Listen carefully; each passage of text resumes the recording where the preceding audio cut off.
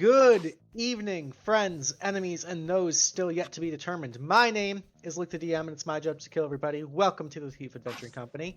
Happy Thursday. It has been a hot minute since I've been back in the DMC. I have missed you guys dearly. I want to apologize for missing last week. Life is just chaotic and busy, and work is being a pain.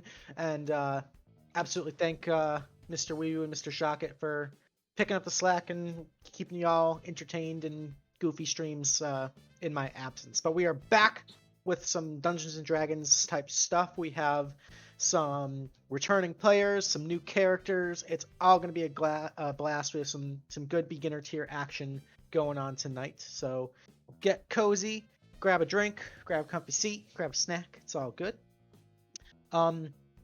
We've got some announcements to get through to all of you to keep you all up to snuff, because it has been a little bit of a minute but since we've met last. So let's get through those real quick, and then we'll get into tonight's game.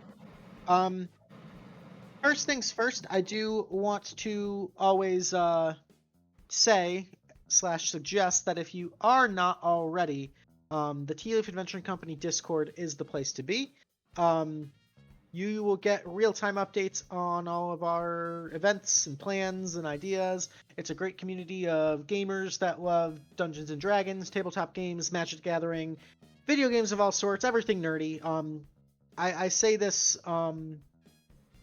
not lightly, but it is a life-changing group of friends. This is really an amazing community that we've all kind of built over time.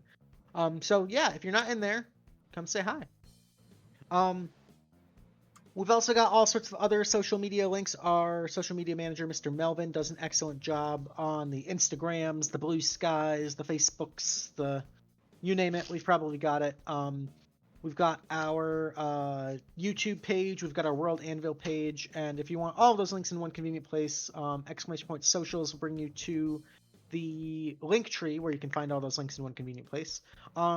While you're there, drop us a like or a follow or a subscribe or whatever you can, because it all helps to support the channel, and we appreciate every single one of you. And obviously, if you're watching on Twitch here, make sure you do the same. Click that little heart button for us, because it means a lot. Helps to support the channel.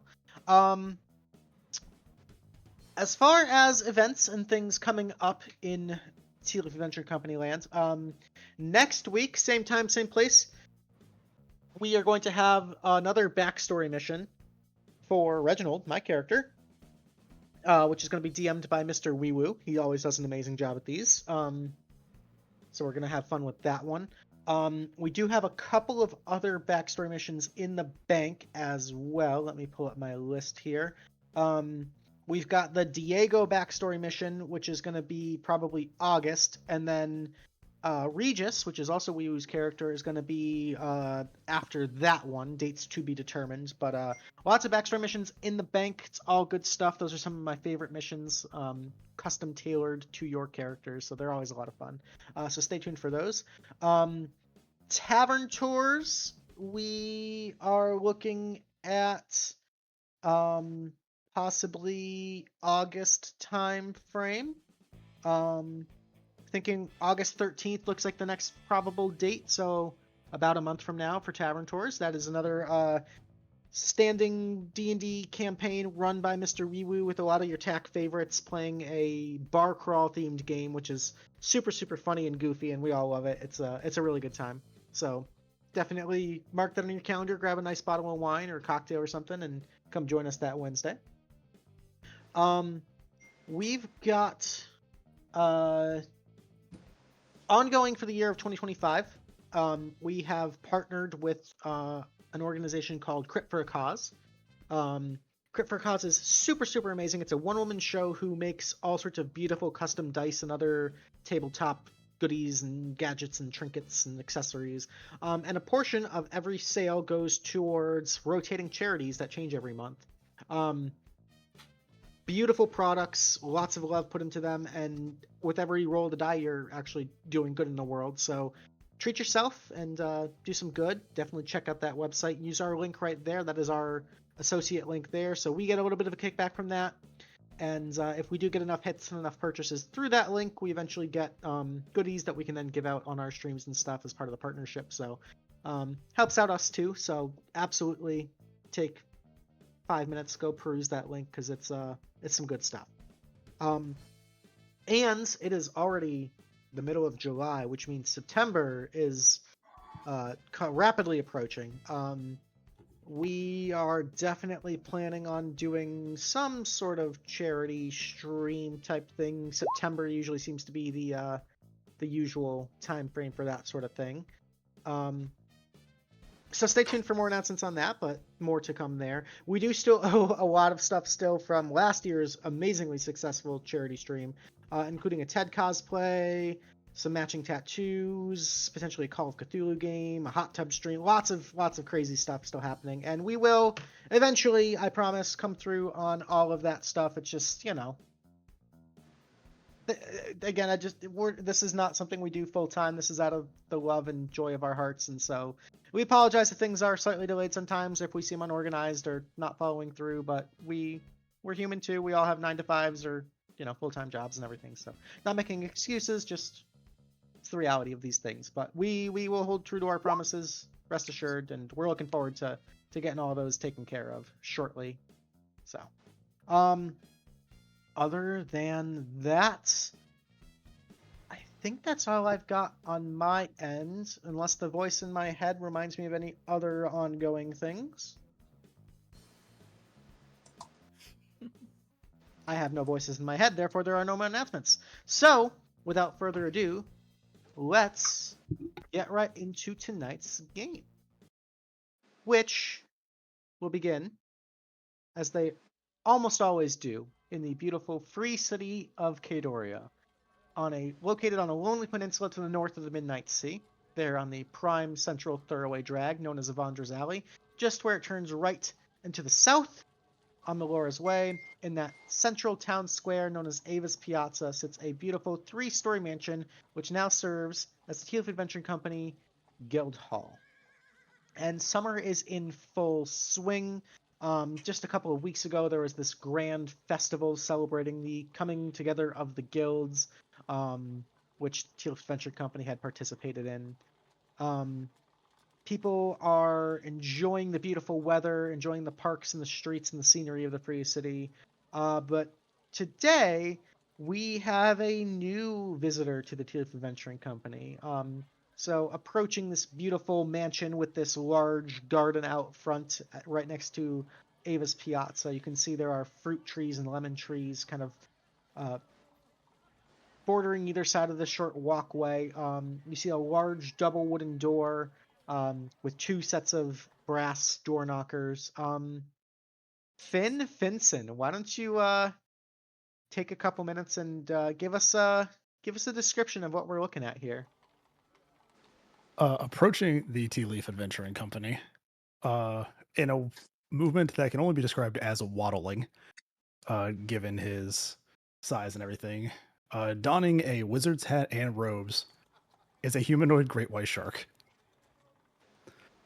Beautiful. Think King Shark from Suicide Squad, just in a wizard's outfit. Bravo. And he just comes stumbling in. Hello? As you walk up to the door, you're kind of looking around for anybody. And a very, very well-dressed man steps up behind you in these like dazzling, brilliant finery, sort of this sense of confidence that is simultaneously charming and unnerving. You see standing next to you, who other people might know as Florian Dorian, the Kaedorian historian, kind of gives you a wink and a smile and says, "Welcome." Oh no, he's hot! Welcome. Are you new to the company? Yes, I saw this, and he holds up a little like top half of a help wanted sign. You're not even sure that if it's the Tealeaf Adventuring Company. It's just something that says help wanted, and then there's Tealeaf like mentioned on it. Mm-hmm.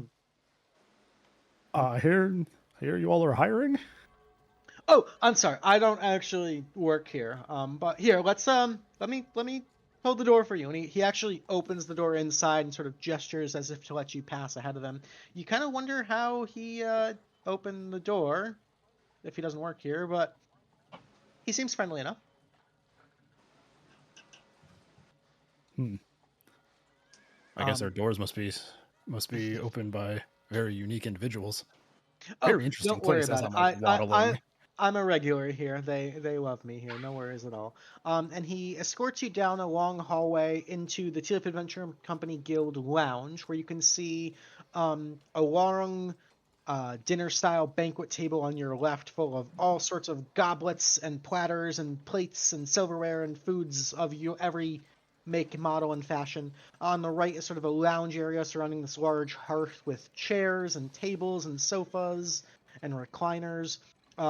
There's a long bar behind that, and then in the back right corner of the room, there's sort of this semicircular desk where you see Reginald Tealeaf scribbling away, filing some paperwork, and the rest of the party going about their morning business. It's probably just about noon at this point.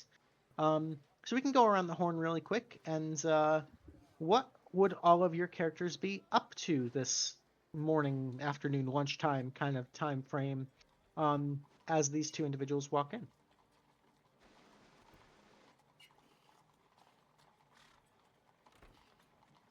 Let's start with Rosie. Rosie, what are you up to? Eating some breakfast. I probably would have noticed everybody walking in, just watching for now. Yeah, You know. Florian is this very grandiose individual, and as he walks in, you can't help but kind of turn your head and notice just his aura, just his presence seems to almost command attention as he sort of promenades through the guild lounge. And this shark humanoid individual kind of following closely behind. What's everybody else doing?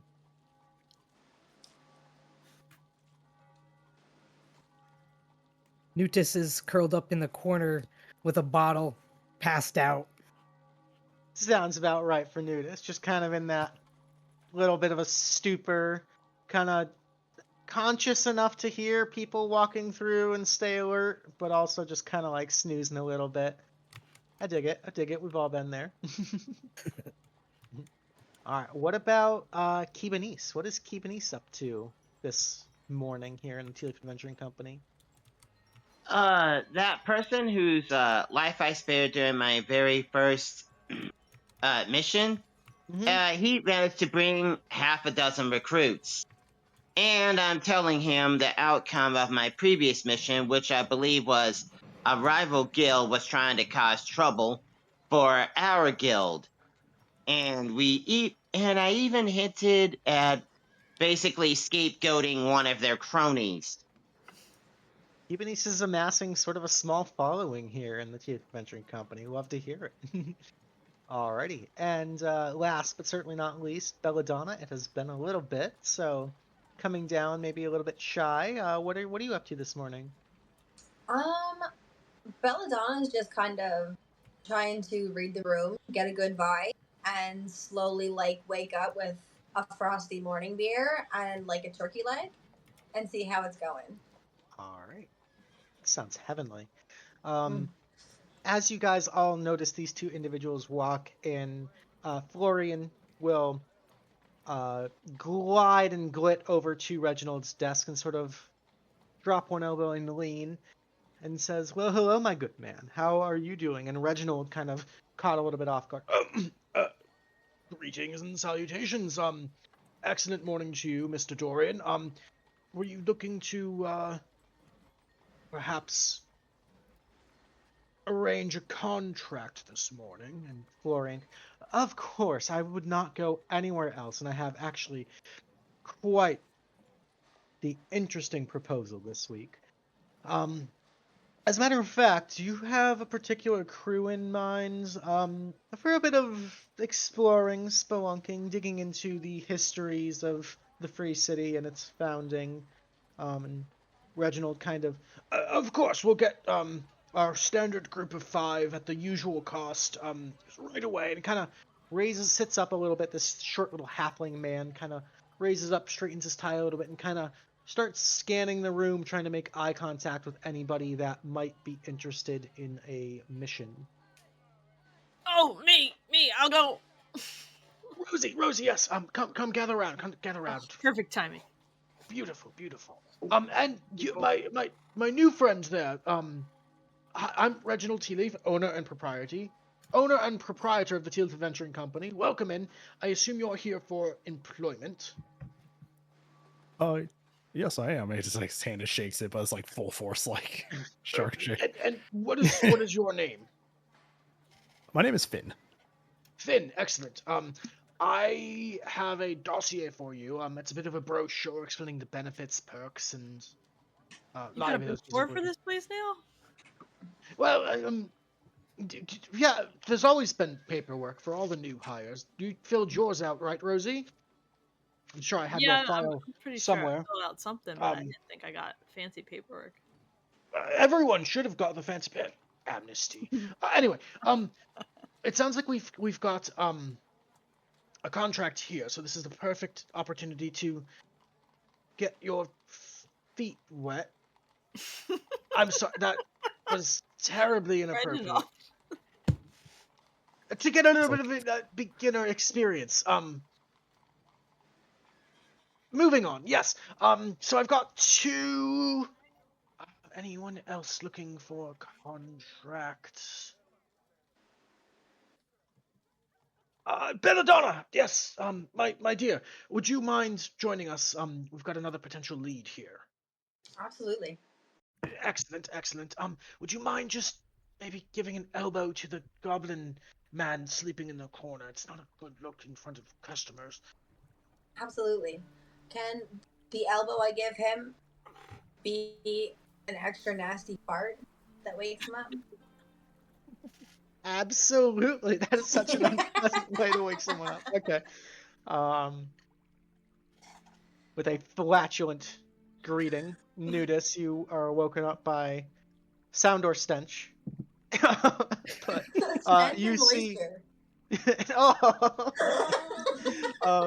you see Belladonna, these small gnomish Belladonna is a halfling. You see a small halfling woman kind of walking next to you, and then Reginald kind of giving you the stink eye like an angry boss kind of from behind his counter. Nootus jumps up. Oh my god. Nootus jumps up, screaming, "Oh, smells like money and maybe something deep fried." Splendid. Really good turkey leg. And last but not least, Keybanise, yes, why don't you join us really quick? And my dear friend, Mr. Dorian is going to explain his exact needs for this contract. And you see Florian Dorian flash his trademark smile and kind of gives everybody the once-over, kind of taking a lingering moment on each of you. And you kind of feel this gaze like... it's like a playful tickle fight, almost. It's a little bit invasive, but in a way that doesn't seem to fully bother you. Even just his eye contact is flirtatious. It's uncanny.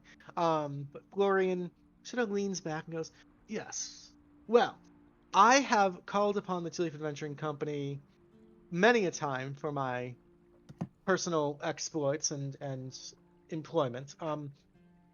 For those of you who don't know me, my name is Florian Dorian, and I am a historian of Kaedorian origin.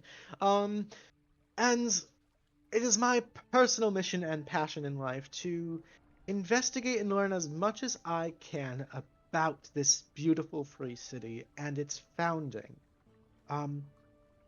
It was only less than 300 some odd years ago, but there's so much mystery and drama and intrigue surrounding the group of individuals that founded it, and I just find it simply irresistible. And obviously history is important to all of us, as if we don't learn from it, we're bound to repeat it, right? So I've taken it upon myself to collect and transcribe and sort of organize all the historical documentation that I possibly can about all the founding members and the story of how this place came to be.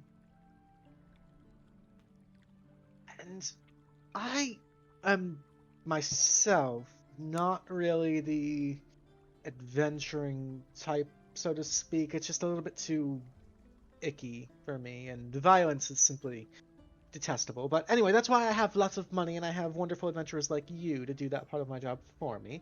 I was reading through some manuscripts about a very important figure to the Free City, and maybe you've all heard of her. Her name's Trade Queen Ava. Oh yeah. Good. I have at Somebody's least been one. talking about it recently. I have at Yeah. least Confidently, one. Finn's just, I have not. Anybody who would like to can go ahead and make me a history check to see what they know. Ooh, okay. Or if you just don't want to roll and say I don't know anything, you can sit and enjoy. I'll roll.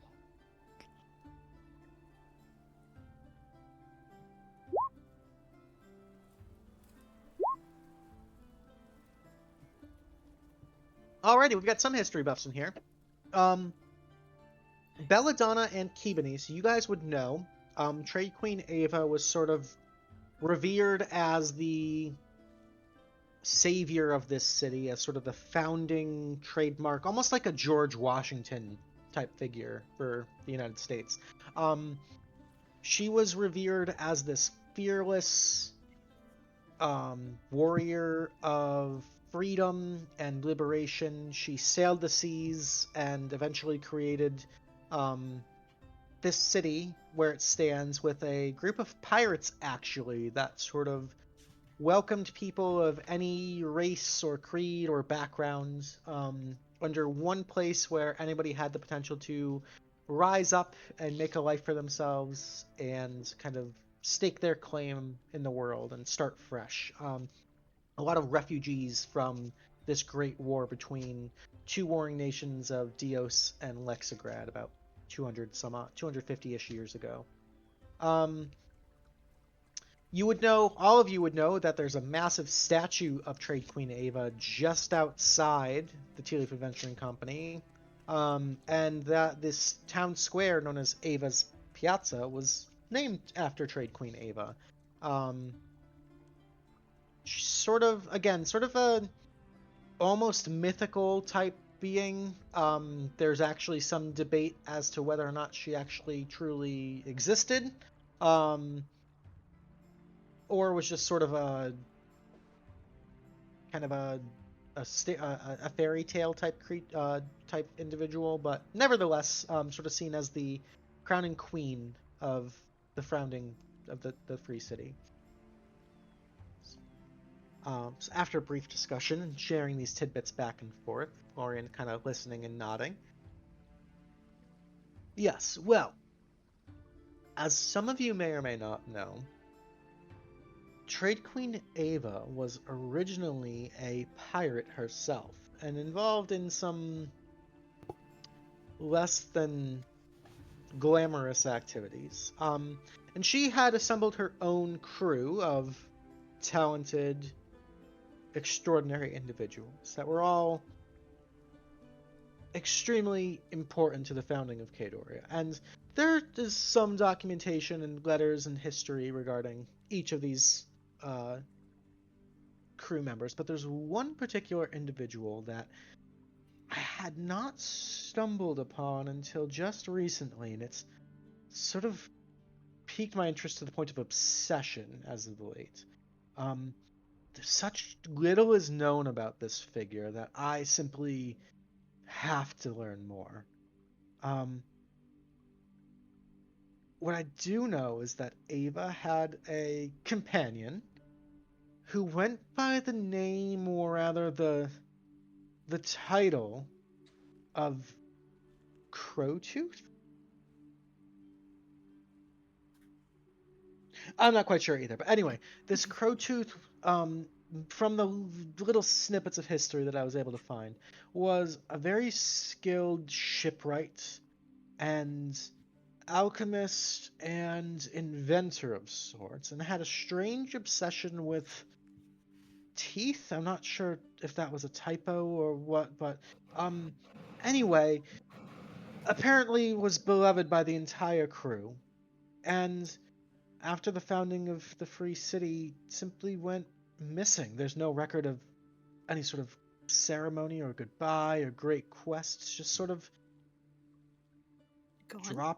gone. Yes, it's quite the mystery, but there's also no record of its death either. So certainly 250 some odd years is quite a long time, but not unreasonable for maybe someone of elven descent or gnomish descent to live Was that there any long. record of how old this guy was or person was back 250 years ago? No, there's really very little written about their physical Just appearance or description. name? Just the name, the occupation, and the strange obsession with teeth. So again, I guess don't that have explains the name, right? Crowtooth. See, I knew I hired good people. Anyway, again, there's just such little known about them, but by all accounts was extremely beloved by the crew and important in founding this city. And so I have to know more about them. The last bit I was able to find was actually a letter written to Crowtooth by another pirate, a turtle by the name of Kame. I'm not exactly sure who that is, but it seemed to indicate that there was some sort of project going on at a hidden workshop of some sort somewhere on the Lonely Peninsula, and I've been researching and trying to find any signs or locations of any sort of hidden workshops, and I think I might just have an inkling as to where this could be. And so my ask of all of you is to, number one, pursue knowledge and history, as that is the ultimate dream and goal of our time. But also, go there and see what you can find. See if there's any other documentation or history of this Crowtooth individual, and maybe perhaps this person's is still alive. Who knows? But anything you can get me would be most valuable to my personal collection, my library, and for the greater good and history of Kaedoria. Does that Is there a sound? reason you're curious about all of this? Well, curiosity for curiosity's sake. I mean, history is just so important to us, and I absolutely love Kaedoria. I was born into a family of historians, and so yes, it's a natural inclination, I would say. I'd like to roll an insight check. Go for it.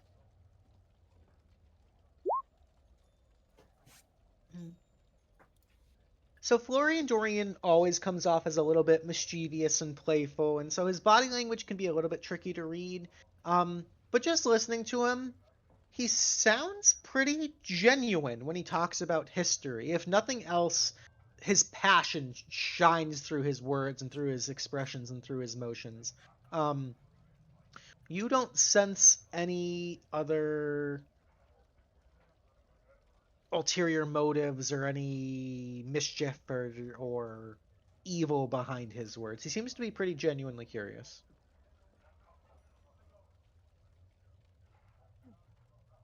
Finn Oh, kind of so he raises really hand. wants to pursue knowledge.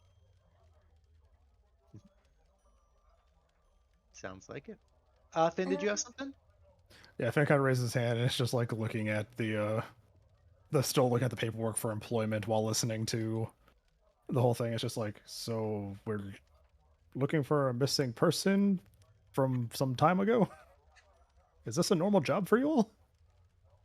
Yeah, Reginald kind of. pretty much. Sorry, Reggie. Yeah, no, this is pretty standard stuff. It just goes, it's just, looks back at the employment thing. Just, and we're getting paid, right? Oh, of course, of course. I know money makes the world go round, and nothing is free in the free city, of course. So you will be compensated for your time, and depending on the nature and quality and quantity of the materials you're able to bring back regarding this mysterious figure, I'm more than happy to provide bonus incentives. Ooh, I like the sound of that. Splendid. Okay. Does anybody else have a question? Belladonna in the back.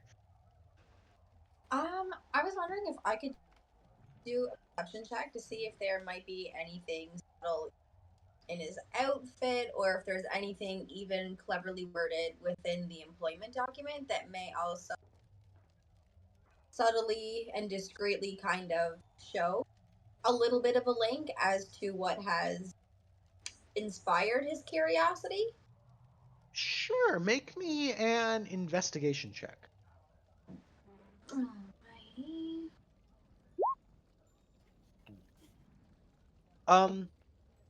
So the first thing you notice, very little investigative skills needed at all. This individual is lavishly wealthy. You get the sense of nobility and poise and sort of born with a silver spoon in his mouth, sort of je ne sais quoi about him just from looking at him. Has lots of money. Very well kept, very well groomed, you can tell he takes a lot of pride in his appearance as well as his mannerisms. He's very dignified in the way that he acts and the way that he speaks. And what quick little glimpses you can get at the contract that he's brought also would hint at a very well educated, very well written, very well spoken individual. You get the sense that he's had a lot of privilege and sort of knowledge and experience given to him in his lifetime. You're not so sure how old he is. You can sense there's like a little bit of like an elven heritage there that might sort of betray his age. He seems pretty young, but half elves can sometimes have that baby face sort of thing going on. Nothing that I mean, he is calling himself a historian. Again, nothing super sketchy that's coming up. This guy just seems like kind of a lovable dork that loves history. Okay.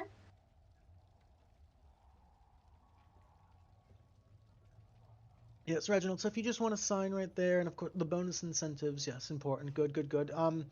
Any other questions for my would-be heroes before we send you off? I've got nothing.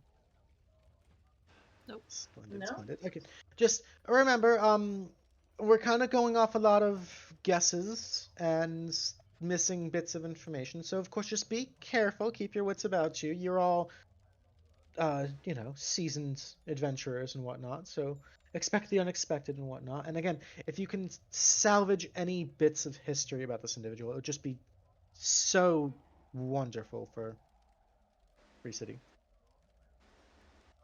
Alrighty. So, I'm sorry. You said, did someone say something about a missing person? Missing from history. Again, no Oh, one's seen or heard anything else from this individual for over 250 years, and it's very, very possible that this individual died long, long time ago, but it's also equally as possible that he is still quite alive. I'm just Speculating. Right? speculating. Yes. okay. Well, that's it from me then. Wonderful. Very well then. I'll just finish up the final bits of paperwork here with Mr. Reginald. I know that's quite important to you. And let me just does anyone have a map of the area I can mark for you guys and just kind of like draws a little heart in a circle to mark an area on the Lonely Peninsula for you guys to start investigating? You gather it's maybe a couple days march out from the Free City to the north. But nothing you guys can't handle. So before you guys set off, is there any other last minute questions or things you would like to take care of here in Kaedoria before we set off? Yes. So me being part rogue and having thieves' cant, I kind of want to investigate like the slum areas, see what like any of my lovely SW work are up to, and if they've heard anything historically, because like all the tea is, and get like the nitty gritty history on all of this. So I have a little bit of that side of things to meet up with in a few days. Okay, so you kind of want to see what the streets know about this guy. Absolutely, Okay. absolutely. About him and about the individual that he's curious about. All right, go ahead and roll me an investigation check for me. Alrighty. All right, so Belladonna is sort of she's pretty streetwise. She knows what neighborhoods are good, who to talk to, whose palms to grease, kind of part of that, not quite underworld, but that The seedy underbelly-ish. the seedy, yes, the exact words I was going to use. And so taking a little bit of time to kind of ask about, first and foremost, no one that you talk to has ever heard of the name Crowtooth before. They kind of look at you like you're a little bit crazy. Okay. But as you ask about Florian Dorian, there's a lot more recognition and a lot more gossip about him. Okay.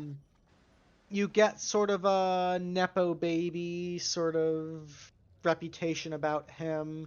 You know that he was formerly educated in Lexigrad in the Arcanium. You would know that his father was a big historian, used to work at the Arcanium. There was some drama back in Lexigrad, and the family moved to Kaedoria to start new, and kind of kept on that librarian historian sort of life, but nothing particularly like juicy. There's no tea that you can really like sink your teeth into. It just kind of seems like a rich, spoiled noble kind of guy. And so people have various opinions of him. Some say he's too flashy and too gaudy and too prissy for them. Other people seem to love him. He's always the life of the party, super generous, a lot of philanthropic efforts in the city as well. So he's kind of an interesting individual. Okay.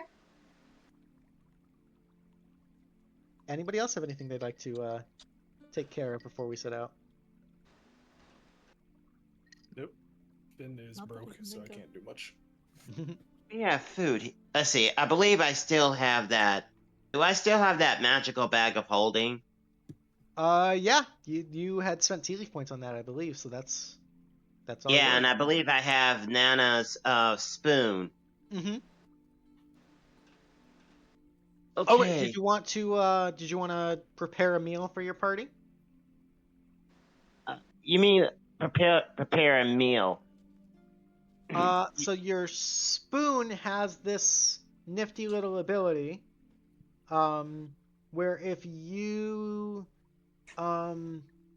eat a meal together, you can bless the food with your spoon, and everybody gains temporary hit points. Oh.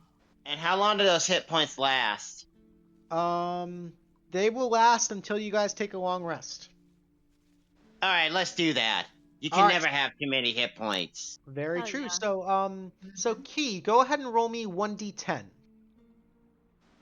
1d10.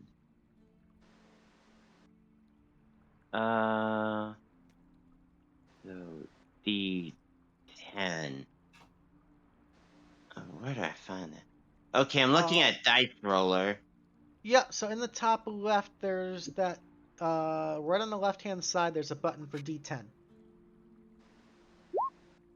Perfect. All right, so everyone, you can go ahead and add 7 temporary hit points to your character sheet.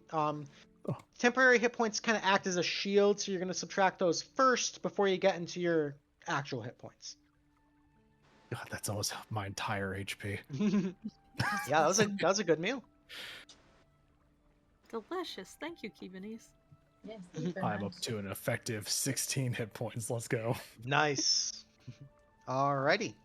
So after enjoying a blessed meal with Nana's wooden stick, you guys set off, heading northeast out of Kaedoria into the Lonely Peninsula. using the map that Florian Dorian had provided for you, you eventually find yourself here. I'm actually going to show the map of... Let's show you guys exactly what we're looking at here. So that should have popped up for everybody. Mhm. All right. If you look right in the middle of the map at the free city of Kaedoria, you'll see just to the northeast is the Howling Wood, and just to the northeast of that is a little town called Silvertown. Yes. You guys find yourselves just to the south of Silvertown, is sort of this area marked on your map by Florian Dorian. And after a few days of searching and looking, whether by fate, providence, or luck, or because Luke couldn't think of a better way of stumbling upon it, you guys actually managed to find an area that matches the description given to you by Florian. It appears in sort of this low hill. There's a door built in that seems to be the entrance to an old abandoned workshop, and it seems very, very, very old, like it hasn't been touched by anyone in over 200 years or so. Oh my So we're just God. like in the wilderness and we see a door. Pretty much. It's very uncanny. Again, Finn points to it, just, I think we found something. What the heck? We actually found it? This feels It's like- unreal, guys. We're geniuses. I'm skeptical about. I just kind of like have my quarterstaff, just kind of like We go poking the knock? door frame, seeing if it's like Oh. actually a door or not. you touch it with your quarterstaff. It is, in fact, a tangible door. Hello? Anybody It is an home? entranceway. You guys knock and wait. There's no response. Well, I got say we this. busted it open. Oh, I walk up to Hell it, yeah. do the hands together. Open sesame. The door does not appear to be locked. Just opens the handle. Oh, All right. okay. magic! With- Nice one, Finn. With that, let's go ahead and move us to the first map.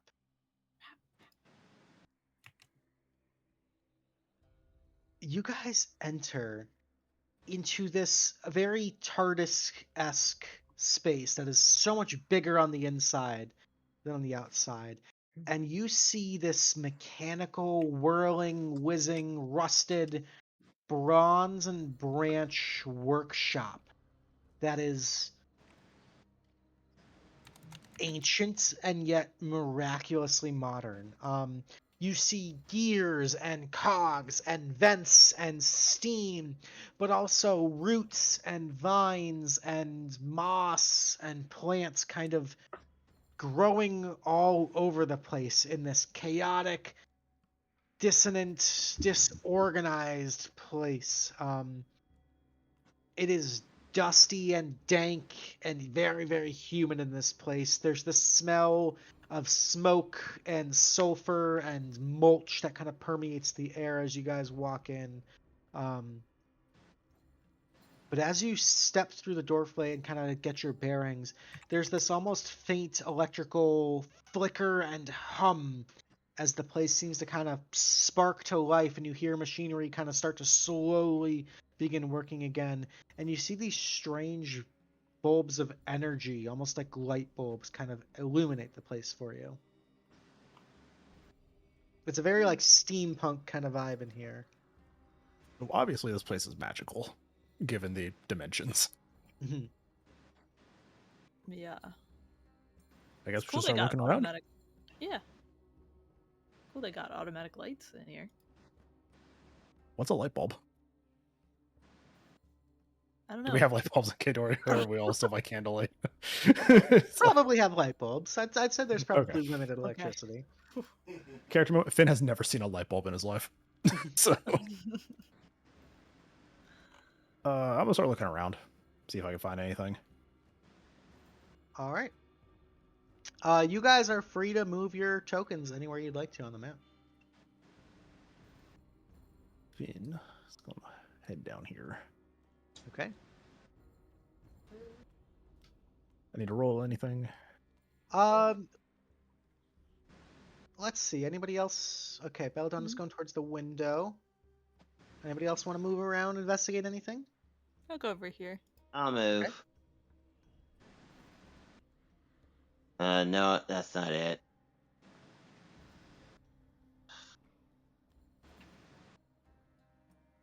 Okay, here.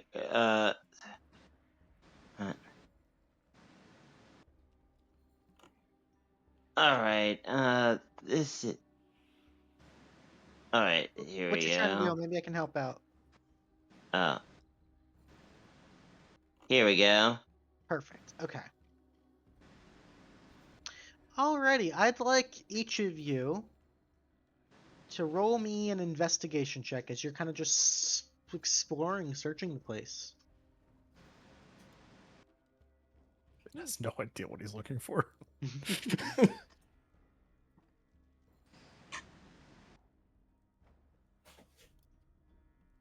Alrighty. We'll kind of go down the line here. Belladonna, you notice this beautiful crafted like stained glass window, which is very weird because you came in through a door in a hill in the middle of like a meadow. So what is there a window to? Because theoretically you're underground. But as you look out the window, you can see these swirls of this sort of otherworldly cosmic, almost like gaseous nebulas, these purples and pinks and whites and blacks. It's like this beautiful outer space looking exterior, which is very, very psychedelic, very trippy, but immediately lets you know that you are not in Kansas anymore, Toto. It appears that you have entered some sort of extra dimensional space here, which also coincides with the fact that it's so huge inside this workshop. It's pretty trippy. Oh, go ahead.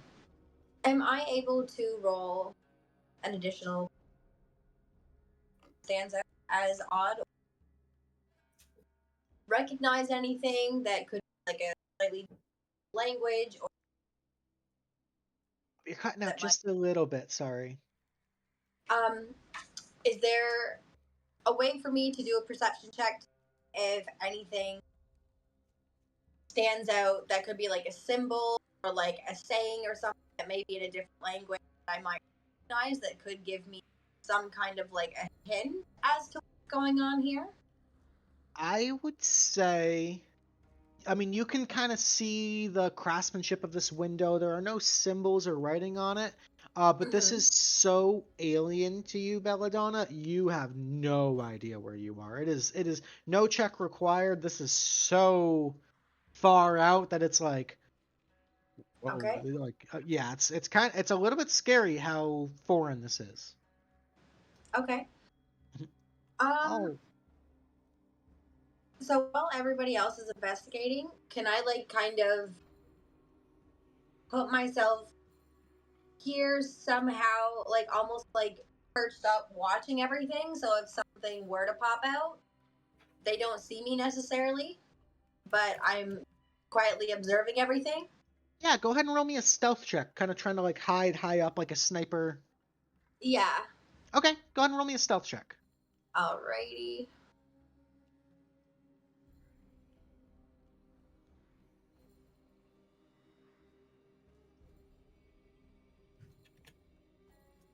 All right, you feel pretty well hidden, naturally clinging to the shadows, tucked up in that corner there. You kind of manage to perch yourself actually pretty comfortably in a space small enough to hide you, but you know, big enough to give you the elbow space to draw your bow. You feel pretty cozy up there. I'm gonna mark you with a little hidden icon there. Thank you. We'll keep moving on to Finn. Finn, you walk down the stairs and immediately find this workshop with all sorts of cogs and gears and mechanical bits. A lot of it looks really fragile. You're not exactly sure what you're looking at. It's shiny. I say as I'm rubbing my chin. None of this looks like a person that would be named Crowtooth. I go to look somewhere else. All right, I'm gonna have you stay right where you are unless there's any other checks you'd like to make.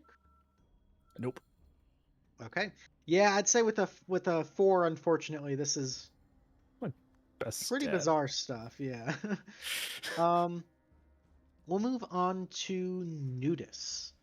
Nudis, you kind of go on the other side of the staircase, and you can see there are bits of metal and machinery kind of just scattered all over the floor. It looks like there's whoever this Crowtooth individual was, if this is indeed his workshop, was not the most organized fella.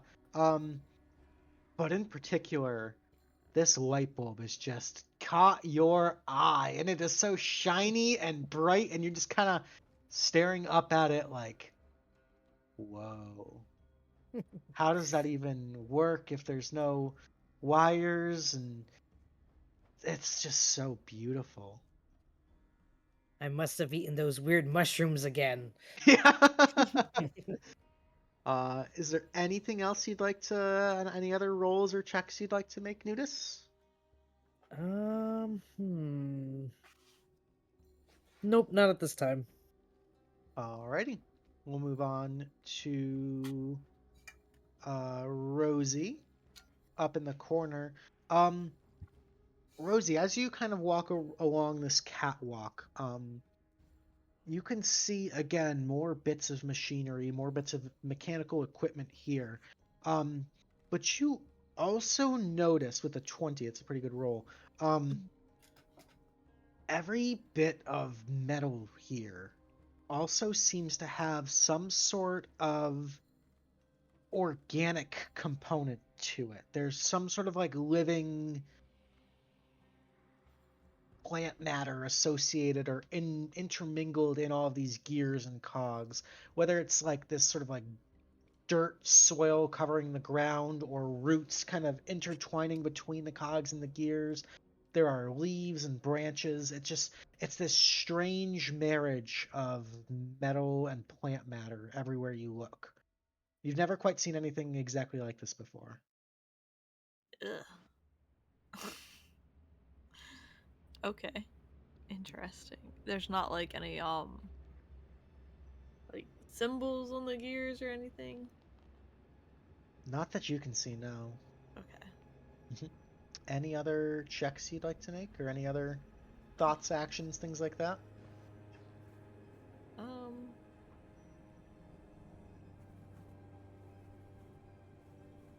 Do any of the gears like seem like they would go together, or is it just like a junk pile? I guess. With a 20, it appears that yes and no. It looks like these functionally could be maybe constructed into some sort of larger mechanism, and there are other like partially complete mechanisms, but you get the sense, kind of like looking around not only at your immediate surroundings but around the room as well, there are a lot of half-started, incomplete works in progress around this workshop. You get the sense that this Crowtooth individual had a lot of ideas and not as much follow-through, or he was easily distracted. Everywhere you look are things that are like not quite finished. And at the same time, you would have no idea how to even begin to try and complete or finish some of these things. It's fascinating stuff.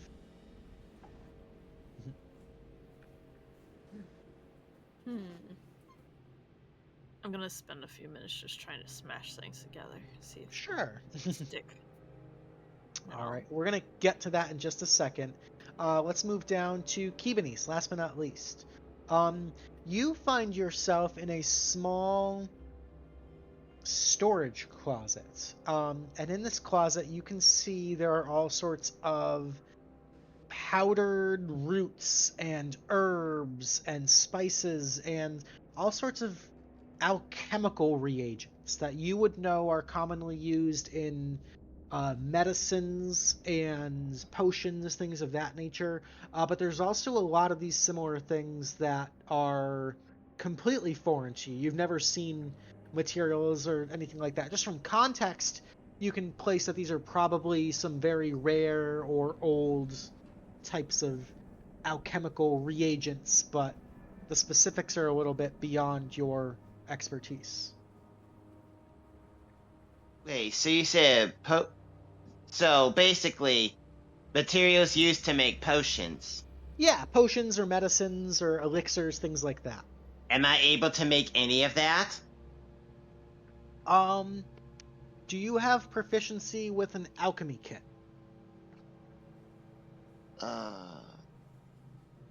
Probably not. Let me check the sheet. Sure, yeah. Taking a quick look at your sheet, I do not see that. So, you could certainly try, but it's not something you ever went to school for or took classes on, so you'd be kind of just mixing stuff and seeing what happens kind of thing, which you're more than welcome to try. Okay. Wait, medicine. What does a medicine check do? So medicine check would be more about anatomy, understanding diseases and sicknesses, things like that. You'd specifically be looking at an arcana check right here. Oh. Okay. Well, since I don't know what I'm doing when it comes, since I don't know jack about potions and all that, okay, arcana check. Yeah. So you grab this black-looking powdery stuff and a vial and this like weird yellowy liquid-looking stuff, and you kind of think those look like two fun things to start mixing. But as you grab some reagents, and Rosie, as you start smashing some of these cogs together, and Nootus, as you sort of like reach up and touch the light bulb, and Finn, as you're starting to rummage through things, a few of these unfinished projects begin to leap to life and lunge out after you guys. These strange biomechanical creatures, some like bugs, others like whizzing robots, kind of seem to spring to life and attack, seemingly defending this place from would-be intruders. I'm going to need all of you guys to go ahead, click on your tokens, and roll me some initiatives. I guess I should have said, I would put some of these things in my. Wait, did I take any of this stuff? It was right as you picked it up, they kind of jumped out at you. So I'm not able to put any of them in my bag of holding. Not just yet, maybe after combat here. Which one is initiative again? It's right in the top center of your character sheet. You actually just click the word initiative there. Oh, my bad. No worries. Give me my -1. Let's go. Oh, here we go.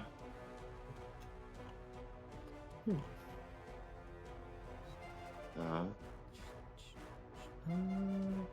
Sorry, one Here we sec. go, 15. Nice. There we go. Beautiful. All right. That looks like we've got everybody. 1, 2, 3, 4, 5. I will descend these. And so, at the top of the initiative, these strange bug-like bits of machinery kind of start to whir and fly up. This one's going to fly right out at Finn and go for a bite attack. Finn, that is a 12 to hit. Yeah, that meets my AC. Alright, that's going to hit you for 6 points of slashing damage. I'm down to 1 temporary hit point. Oof. This one's going to flutter and fly towards Needus, but can't quite make it the full distance there. And this one's going to fly up out of one of these crates and attack you, Keybanise. That is an 11 to hit you. Does that hit? You said 11? Yep. My armor class is 12. All right, so that is a miss against you. So All right. all of these things have a 20 initiative? Just the 3 little buggy guys. Yep, they're all going to act as a group. But that is it for their turn. So then it will be your turn, Keybanise. Okay. These flying things, particularly, these are all the same thing. They're the same thing, right? Correct. So there's 3 of these weird-looking, bug-looking ones, and then there's 1, 2, 3, 4 of these other more humanoid-looking ones, kind of like with the 4 arms and like the rolly wheel at the bottom. All right. Let's take a look at the one that just attacked me. I want an insight check on that. All right, go for it. Roll me insight. No, nothing. Yeah, in the panic of the moment, you've never seen anything like this before. You just know it is trying to stab you in the face, and you certainly don't want that. Okay, so I better move somewhere. Oh, wait. Oh,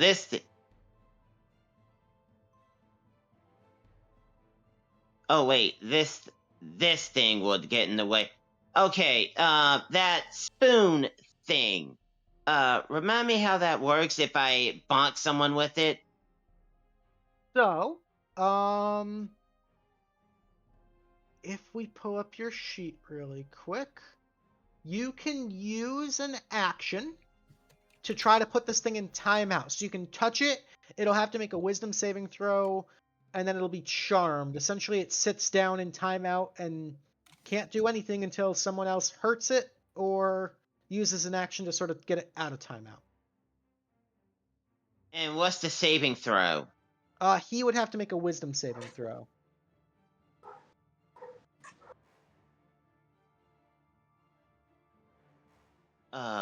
Let's see. I'm able to move 30. Okay, so here's what I'm gonna do. I'm gonna smack this thing right here. I'm gonna smack it with my spoon. All right, so he is going to make a wisdom saving throw. And he fails. So you see this thing fly up, you kind of just, no, hit it with the spoon, and it kind of flutters down, and it's still sitting there, but it kind of seems to have this pouty sort of expression. It is in timeout. So it's not gonna. So it just sits there. So he is going to sit there and do nothing until he takes damage, or he can repeat the saving throw at the end of each of his turns. Okay, now I can move 30 feet. Yep.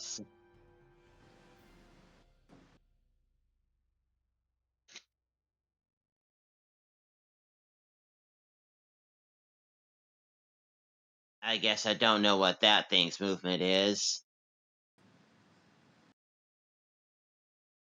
All right. Is this enough? Is that 30 feet? So let's see, we're right here. So I have to move around. Yeah, so you could get to like out here if you'd like. Oh, yeah, that would be bad. Wait, I have a bonus action.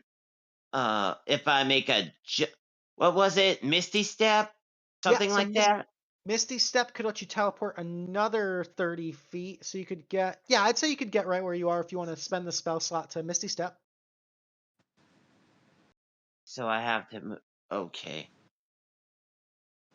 Yeah, so it'd be like 30 feet for your movement to get here, and then another 30 with the Misty Step to get right where you are if you want. Yeah, take away what level spell is that? Second level spell slot. Oh, that's a 2. Oh. That's a 2, yeah. So, let's see. I haven't taken any... So, I already took an action. So,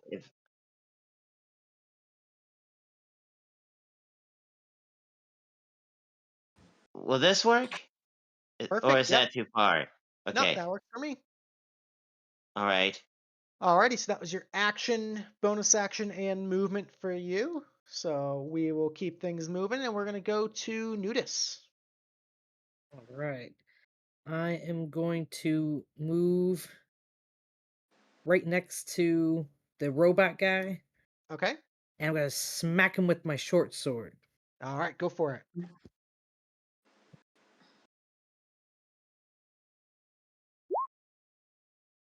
Unfortunately, the 9 is going to be a miss. As you swing out, this thing kind of whirls in this strange sort of gyroscopic motion that you weren't quite expecting and parries your attack.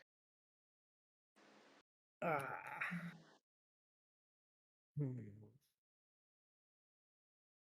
I suppose I should get back.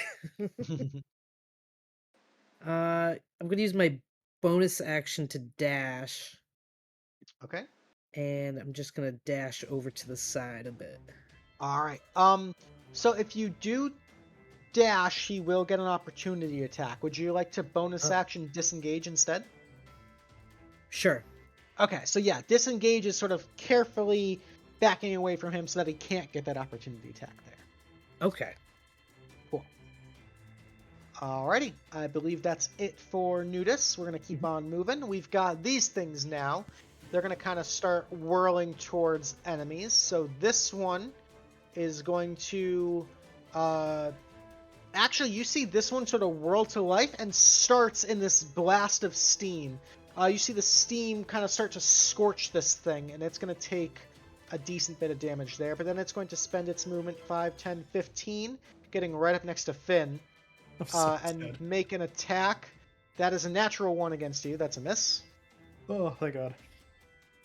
Let's see. This one over here is going to whiz around right next to Yuki. It's going to take an attack against you. And that is also a natural 1. Jeez. This one's going to move up to you, Nootus, and it's going to make its attack. It's a 15 against you, Nootus. That's my AC. Okay, so meets, that's going to hit you for 4 points of bludgeoning. All right. And this one's going to move up and do the attack on Rosie. That is a 9 to hit, so that's a miss on Rosie. Okay. Alrighty, that's going to bring us to Belladonna. You are hiding up in the shadows. All right. Okay. So, just a couple little things. I am wearing the bib. That gives me, a reroll on the attack dice, on each of my turns. Yes, you get 1. I'll have to look that up again real quick. And So the Butcher's Bib. You may reroll the attack dice on one of your attacks each turn. You must use the new. Yeah, so you basically can reroll an attack once per turn, which is pretty awesome, and actually. it's considered a critical hit on a roll of 19 or 20. But With I slashing also weapons. have. Pardon? Only with slashing weapons. Okay. Yeah. But I also have Assassinate, starting at level 3.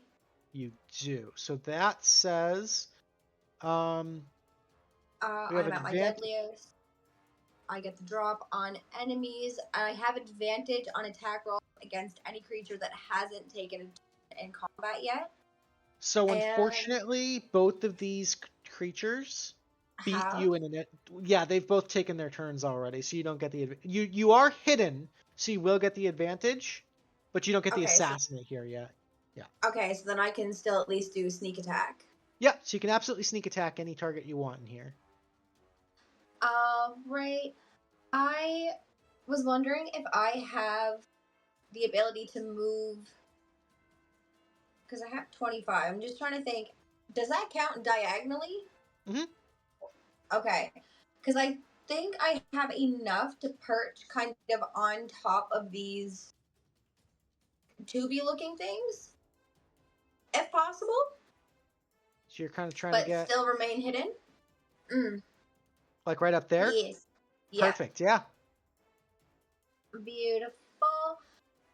And am I too far away to use my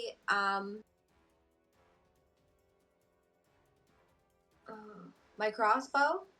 No, you should be able to hit just about any target you want in here with the crossbow. Okay, fantastic.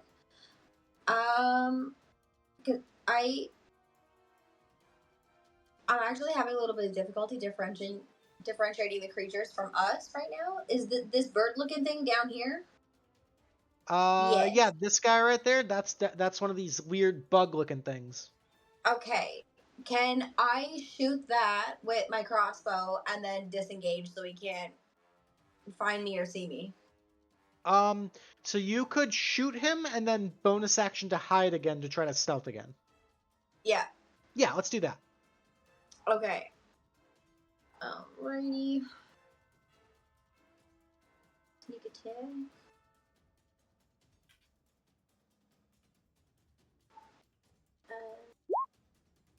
There we go. Well, that was the stealth roll, so we'll take that. We'll keep that. Okay. And then go ahead and roll the attack roll for me at advantage as well. Okay. I just click sneak attack, right? So you are gonna click on your crossbow button to the right of that. Where is it? Let me see. Where is your sheet? There you are. Okay. So yeah, right under the attacks and spellcasting spot, you're just gonna click on the word short bow up there. Okay. Yes. There we go. Right under your hit dice there. Okay. So the 11 is gonna miss. You can re-roll that with your butcher's bib if you'd like. So go ahead and roll again. Yes, please. All right, 21. That's a little bit better. Okay. So 21 with the stealth, kind of drawing back and firing for 15 points of damage. Your arrow flies true, strikes right through the spug, and Finn, you just see this thing explode in a shower of sparks, and that is a kill shot right there. Nicely done. Nice. Alrighty. And then with a natural 20 on your stealth check, you kind of swing under, you're hiding up in these giant pipes and everything. You notice that they are pretty warm to the touch, like there's some sort of steam flowing through them.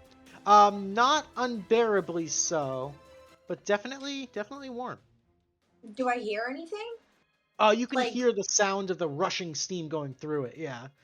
Okay. And like the moving cogs and machinery, yeah. Mhm. Alrighty, that's going to be it for Belladonna. We're going to move on to Finnson. So the thing in front of me just explodes. Yeah. There is no like path underneath this, right? That's a staircase. I would say, yeah. It looks like this is like a solid wall here. Can't go under it. Yeah. So I'm gonna do this first for 10 feet, so I don't get out of range. Okay. Then I'm gonna use my action to do a ray of frost. Okay, so you are going to be at disadvantage because he's in melee with you. We'll step out of melee range. So you want to take the opportunity attack? Yeah. Okay, Otherwise he's it's gonna- just straight up killing me. He is going to swing at you, and that is another natural 1. I'm not even kidding. I have rolled 3 natural 1s so far tonight. The dice are with you guys. Yeah, I rolled too many natural 20s on the other on the other session to stay alive, so I get that feeling. Ray of frost. All right, with a 9, it is unfortunately just going to kind of bounce off harmlessly. Just you see like just a ray of frost just kind of misses, just finger guns him and then keeps running. All right. It's like-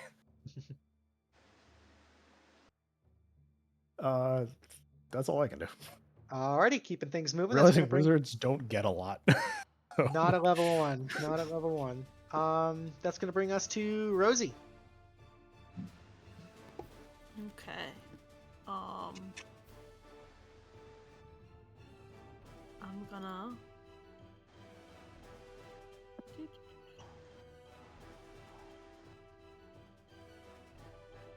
I don't know if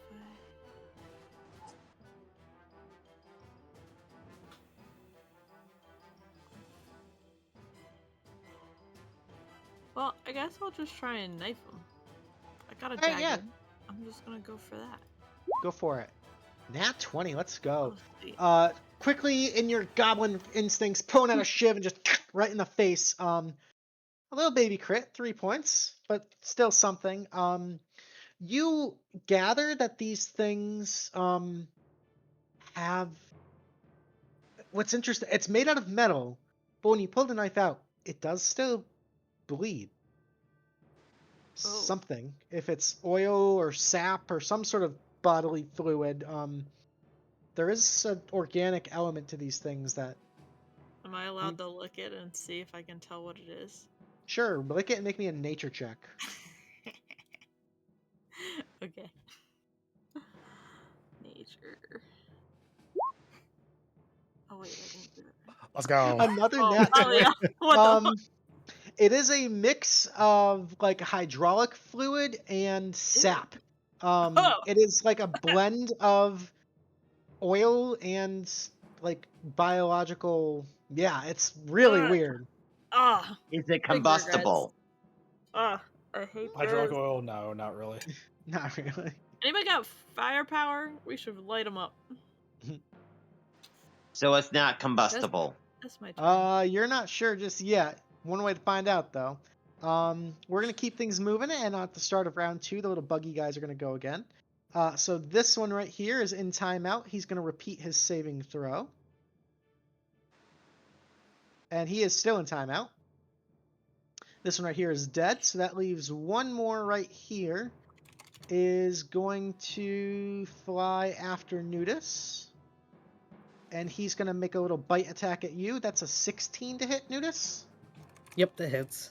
Alright, so that's going to be 3 points of slashing damage there. Alright. Alrighty, and that's going to bring us to Keybanise. Okay, which one is bleeding the oil? That's this guy right up here next to Rosie. So I can't see him.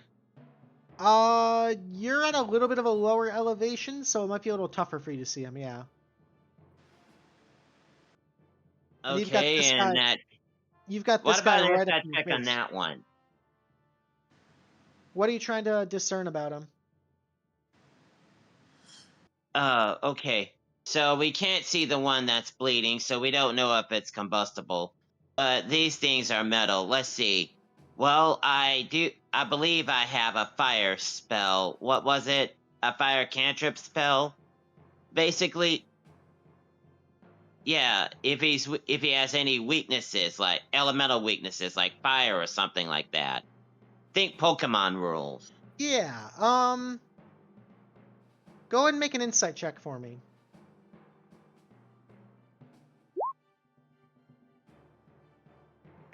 You're not sure, because there are metal components and sort of plant-like components, so it's worth a shot? Maybe? Since I'm this close up, I'm gonna bonk him with that spoon. Okay, so you're gonna bonk him with the timeout spoon again. He is gonna make a wisdom saving throw. He's gonna fail, and he's in timeout. Okay, so that means I can get away. So let's see here. Will this work? Perfect. How many feet was that? 5, 10, 15, 20. So you got 10 more feet. Okay, well, may as well get a little bit of elevation. Right there. Perfect. Alrighty. That's going to bring us to Nootus. Nootus, you are up. These guys are kind of cornering you. I see that I have a flask of oil and a tinderbox. Would it be possible for me to splash them with the oil and try and light them up? Absolutely. So you splash them with the oil and quickly kind of spark a tinderbox at him. Make me a survival check, please. That is all you needed. As these things flash with fire, go ahead and roll me 1d6. D6.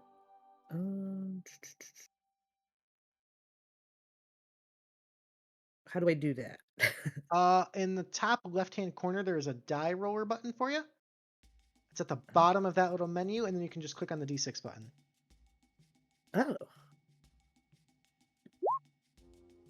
Alrighty. So 1 point of fire damage to each of them. Darn. However, you do see that they are both ignited. So they are both actively burning on fire. Oh, I'm jeez. going to mark them with this little ignited thing here. They are burning. I'm gonna also move away from that. 5, 10, 15. So since they're ignited, if I were to hit them with the fire spell, would that ignite them further? So what ignited means is that they're going to continue to take fire damage at the start of each of their turns. So more fire damage will just do the normal fire damage. It's not going to do any extra fire damage. Oh, okay.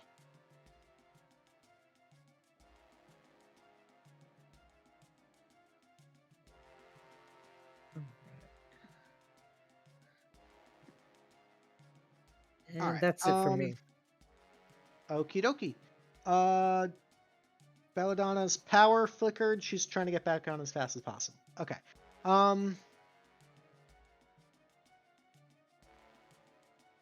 Let's see. I believe oh, never mind, he's here. One of us disconnected. Yeah, she's reloading right now, I think. I like being in two places. Yeah. My beard is in one channel and my hat's in the other. All right. We're going to keep things moving, keep the show going. We've got these little robot-looking guys right now. So this one's going to wheel around and go after you, Finn. Okay. He's going to make his slam attack. Another natural one. Finn has plot armor. Okay. This one... It comes with me, apparently. Like, my character just won't die. Like... This one here is going to repeat his saving throw. He is still in timeout. This one at the start of its turn is going to burn for another 6 points of fire damage. And then it is going to use its action to put itself out. And then this last one's going to take its attack against Rosie. Oh.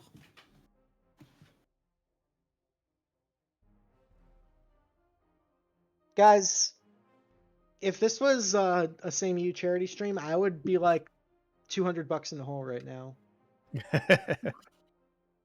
That is Keep another rolling the natural ones. one. Another natural one against Rosie. For real? Damn, It's me. man. It's my plot armor. Like they're saying, I died early on in this campaign and got plot armor for it, and now it's like now it's an aura. Amazing. That's crazy.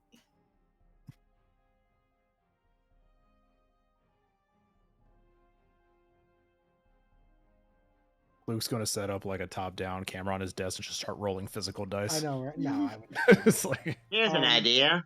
Why don't we just have them sit there and do nothing for the rest of the game? Yeah, right? That's pretty much what they're doing right now. Alrighty, so that is their turns. That's actually going to bring us right to Belladonna. If you're ready, or we can come back to you if you need a second. I know you just got back on. I think I'm good. Okay. Sorry about that. No worries, not your fault at all. We're not even having a storm. But anyway, So from where I'm at, am I still at an appropriate range to still hit people with Oh yeah, you are in full my sniper bow? mode. You are in full sniper mode Okay, up here. perfect. Then who is the next victim that's closest to me? Is that other bird thing? Or is it that Uh, robot thing? It's probably this robot thing next to Finn, or you can see there's one next to Rosie. There's two down here. I'll go for the one that's next to Rosie. All right, go for it. So add advantage. Go ahead and roll your short bow attack with sneak attack. Okay. That was the damage. We just need you to just click on that short bow damage number. Just the actual word short bow. Oh, sorry. There you go. No worries. Okay. So a 16 will hit, and we'll go with your first damage roll there. That's 16 points. This one is looking very hurt. Not quite a one shot, so these things are a little bit sturdier than the little bugs, but very, very hurt. Okay. And then I'm gonna use my bonus action to again disengage and stay stealthy. All right, go ahead and roll me a stealth check. Yes, sir.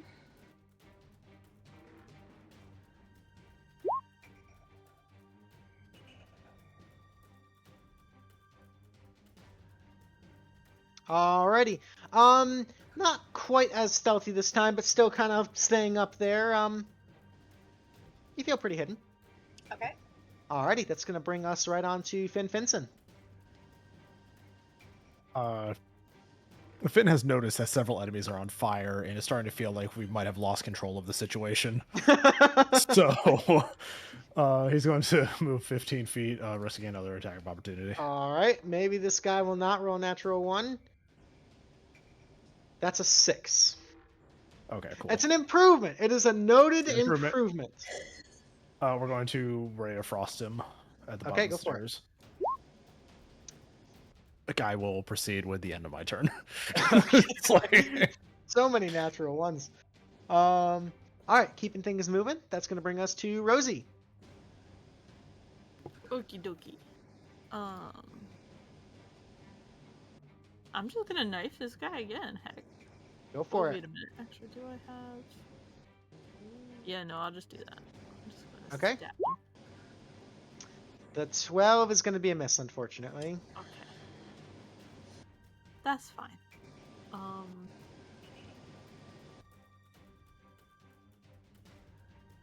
Anything else?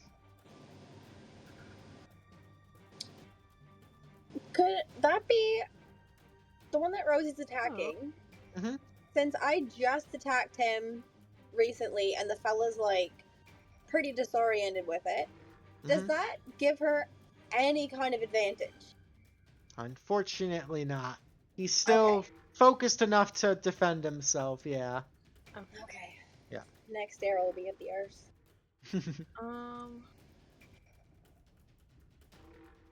I think that'll be it. Okie dokie. Go with that. That's going to be the start of round 3. We've got our little flying bug friends here. The one down here is still in timeout, so he's going to roll a wisdom saving throw. He is still in timeout. That one's dead.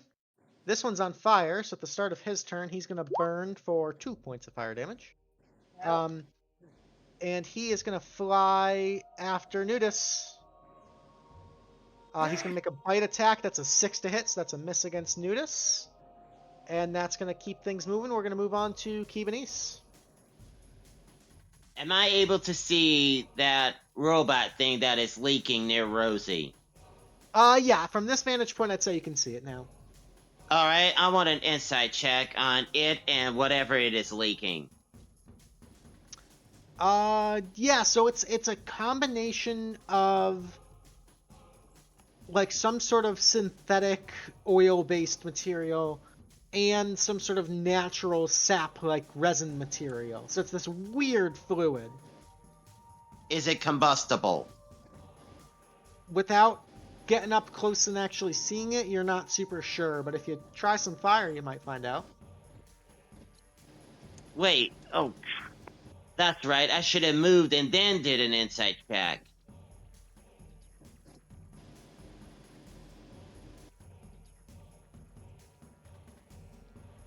All right.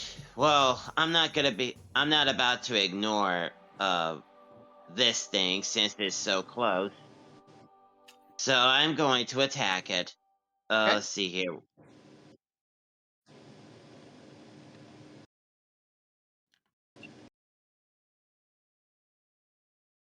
So it's metal. We don't.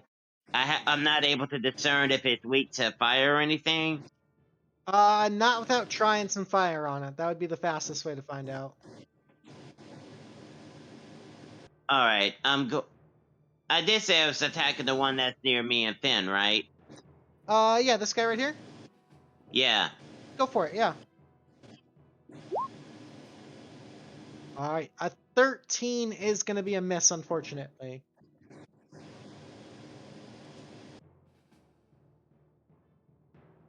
All right, anything else? Moving right up the stairs. Alrighty, that's going to bring us to Nootus. Right. I'm going to hit the bird guy with my short sword. Alrighty. 10's going to be a miss, unfortunately. These things are pretty quick. Is this wall that I'm next to, the staircase, too tall for me to climb? Yeah, unfortunately, it's pretty high up there. The only way you can see up is where Finn and Keybanise are. Okay. And is the big circular thing moving, or is it stationary? It's stationary right now, but it looks like it could move.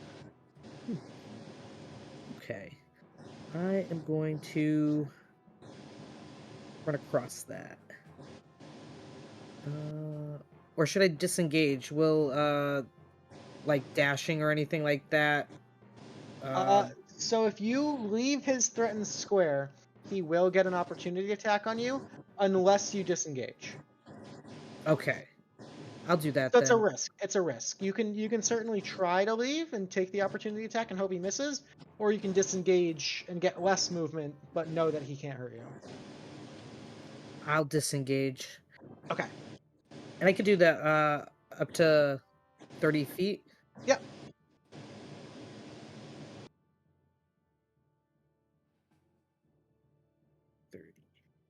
Perfect.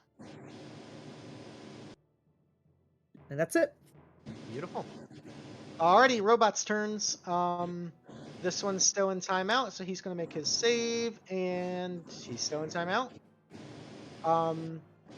This one is gonna wheel up and make its attack on you, Nootus. That's a 7, that's a miss. This one's gonna go after Finn. Ooh, okay, that's a 19 to hit you, Finn.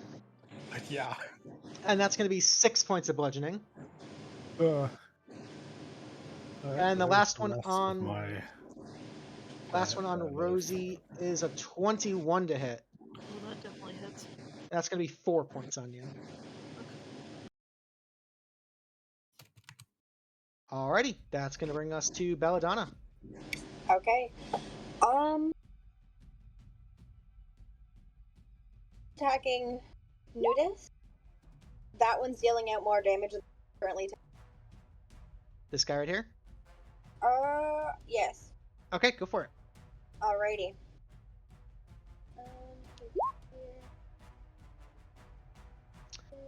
So you are hidden.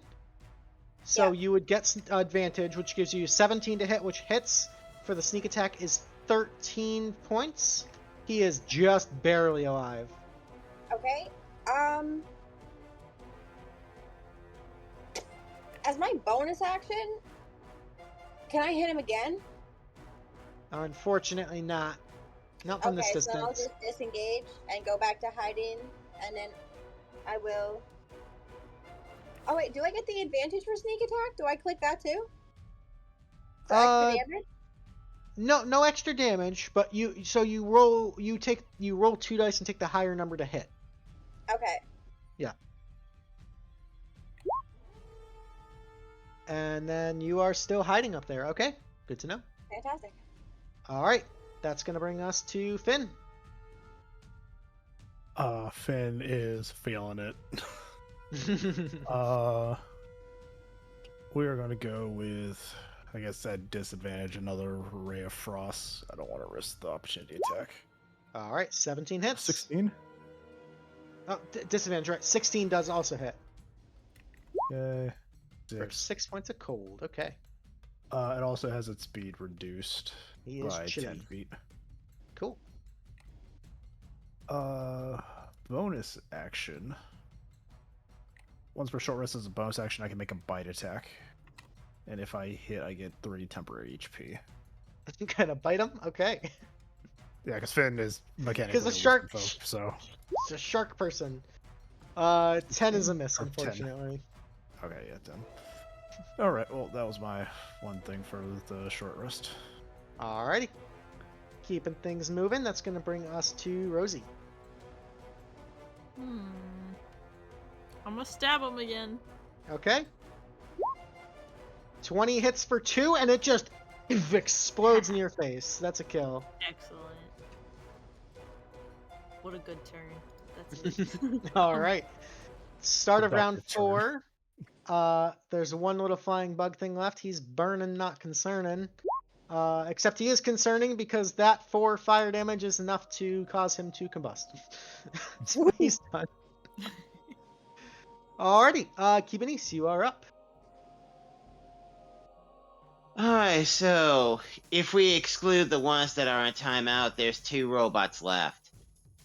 Correct. And did I do I believe I did an inside check on one of them? Oh, no, that was the oil.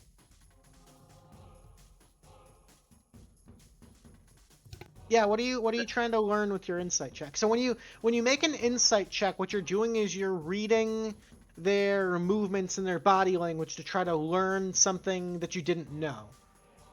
What about So- Arcana? How does that work? I'm not sure Arcana would apply here. Oh. Yeah.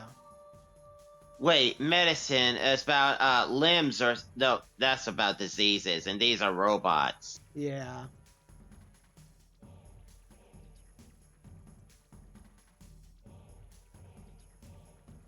Okay. You know what? I'm getting a little bit of... let's see. I'm getting a little tired of missing all the time. I'm gonna do a level 1 spell, Magic Missile, on...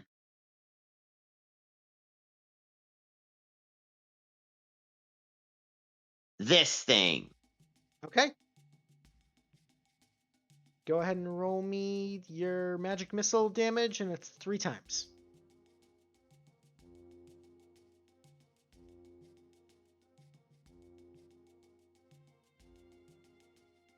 Wait, this isn't it. No, this isn't it either. Okay. 1, 2, There we go. 3. Alright, as the 3 bolts of magical energy sprout and fly and convene on him, that's a total of 7 points of damage, and this one explodes in a pile of steam. That is another kill. Nicely done.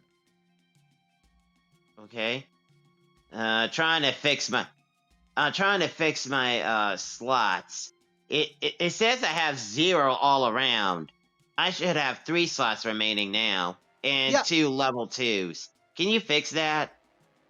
Yeah, there's just a little, the little arrows there, the little counters there. There you go. Alright, so if we leave out the ones that time out, there's 1 left to go. Yeah, just the one in the middle there. Alrighty, that's going to bring us to Nootus. Nootus, can you finish this guy off? All right, I hope so. I'm gonna use my short sword again. Ah, man. Alrighty, and oh man, the dice are just not there. Yeah. That's a miss. And I'm gonna keep backing away. Alright. Kind of dancing with him across the room, bobbing and weaving. Let's go. Alrighty. And that's all. That's going to bring us to their turn. This one's going to roll its saving throw. He does not get out. The one left is going to move right on up and keep chasing you. He's going to make a slam attack. That is a 13 to hit. 13 misses. Alrighty, that's a miss there. And next, moving on, is our resident sniper up in the shadows, Belladonna. Oh, you are muted there. Oh, thank you. I am gonna go after last baddie that is being told pain in the butt. Is there any way that I'd be able to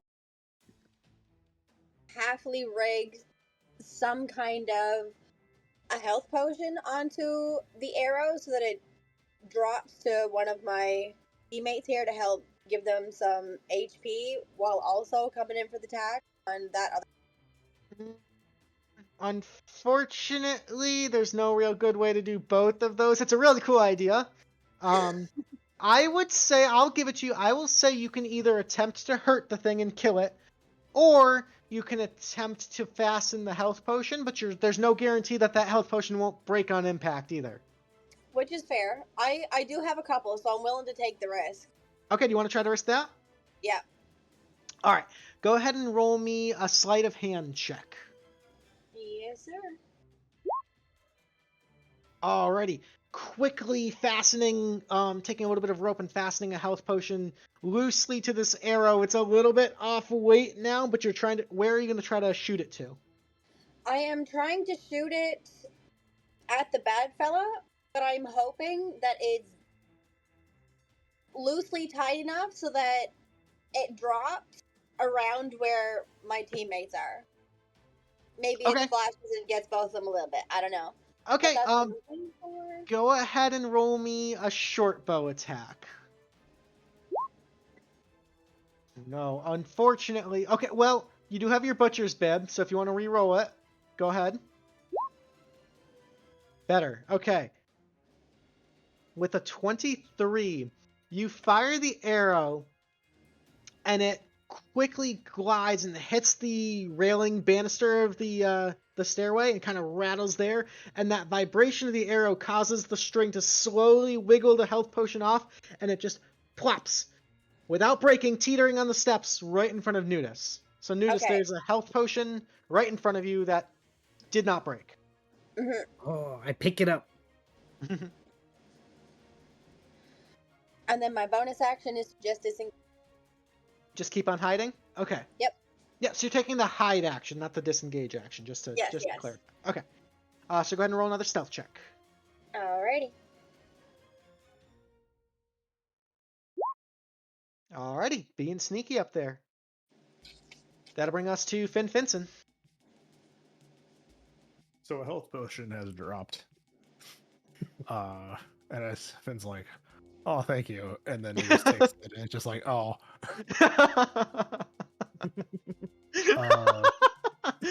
I'm going to Ray of Frost, the one in front of Needus. Okay. 14. A 14 just hits. For Alrighty. 3 points of cold, and that explodes. Alright. For the sake of time and for brevity, I will say because these other two are in timeout, you guys are able to quickly walk over and dispatch of them before they can pose any further threat to you. Through dismantling them, attacking them. However, if you guys were to coordinate and totem pole it, you guys could one-shot these things before they get the chance to attack you. So that being said, we are out of combat. We're going to go ahead and take a quick short rest here. So we're going to go take a 10-minute break. We're going to use the bathroom, refresh our drinks, all that good stuff. Players, if you'd like to take a short rest to roll some hit dice, get some abilities back, all that good stuff, we can do so during that time. But please stay tuned. Go check out Crit for a Cause during your little break. Grab a snack, and we'll be right back in about 10 minutes.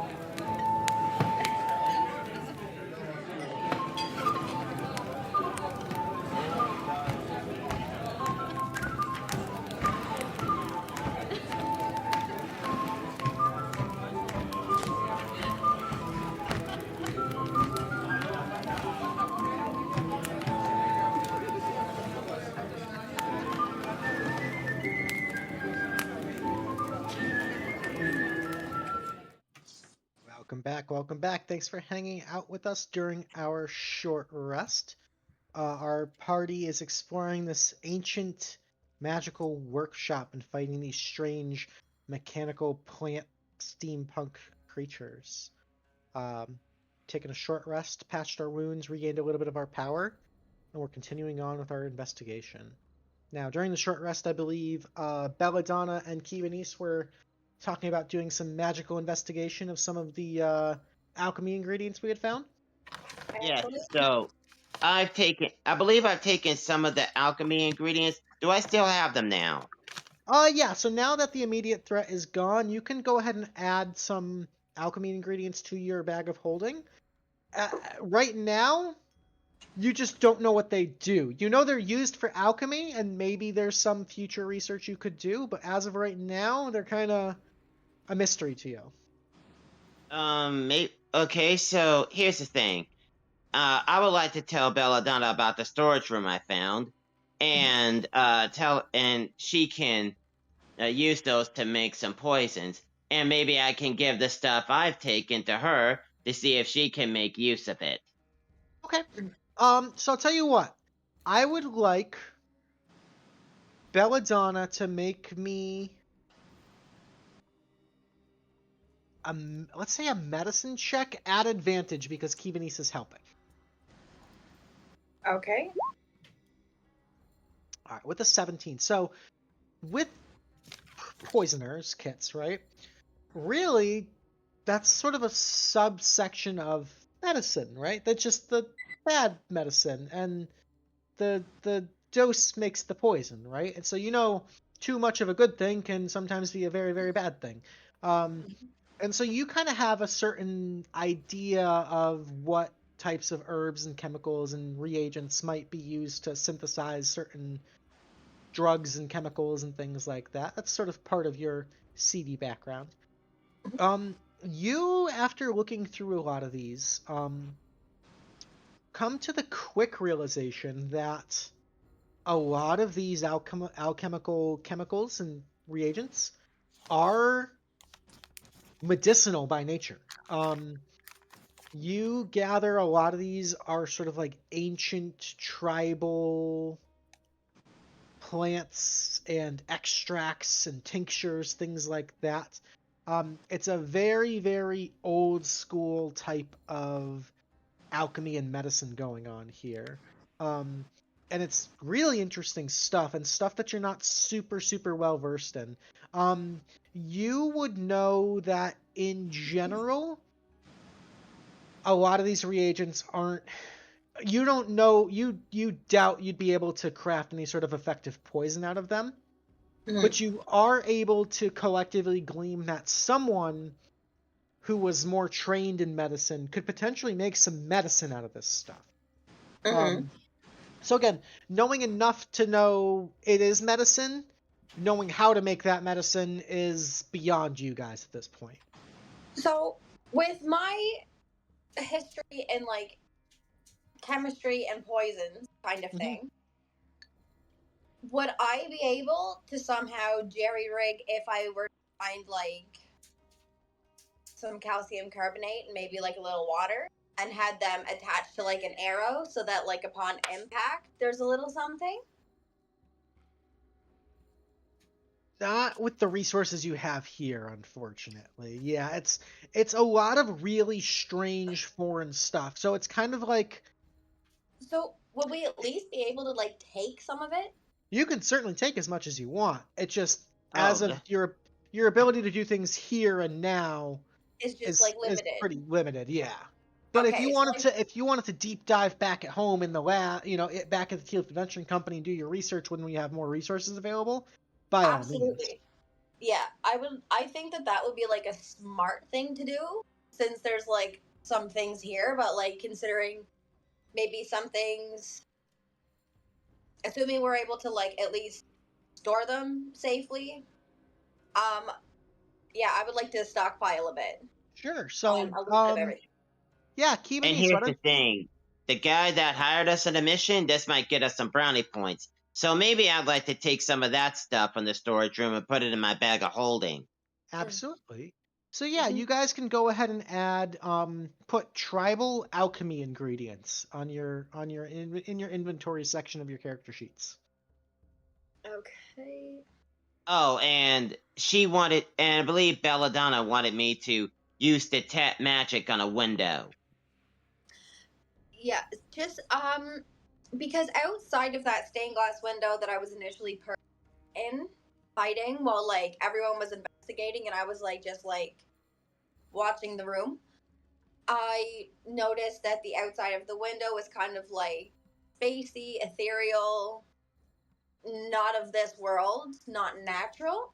So I feel like if there's any way to kind of detect anything or whatnot, it might be not a bad idea to kind of look further into.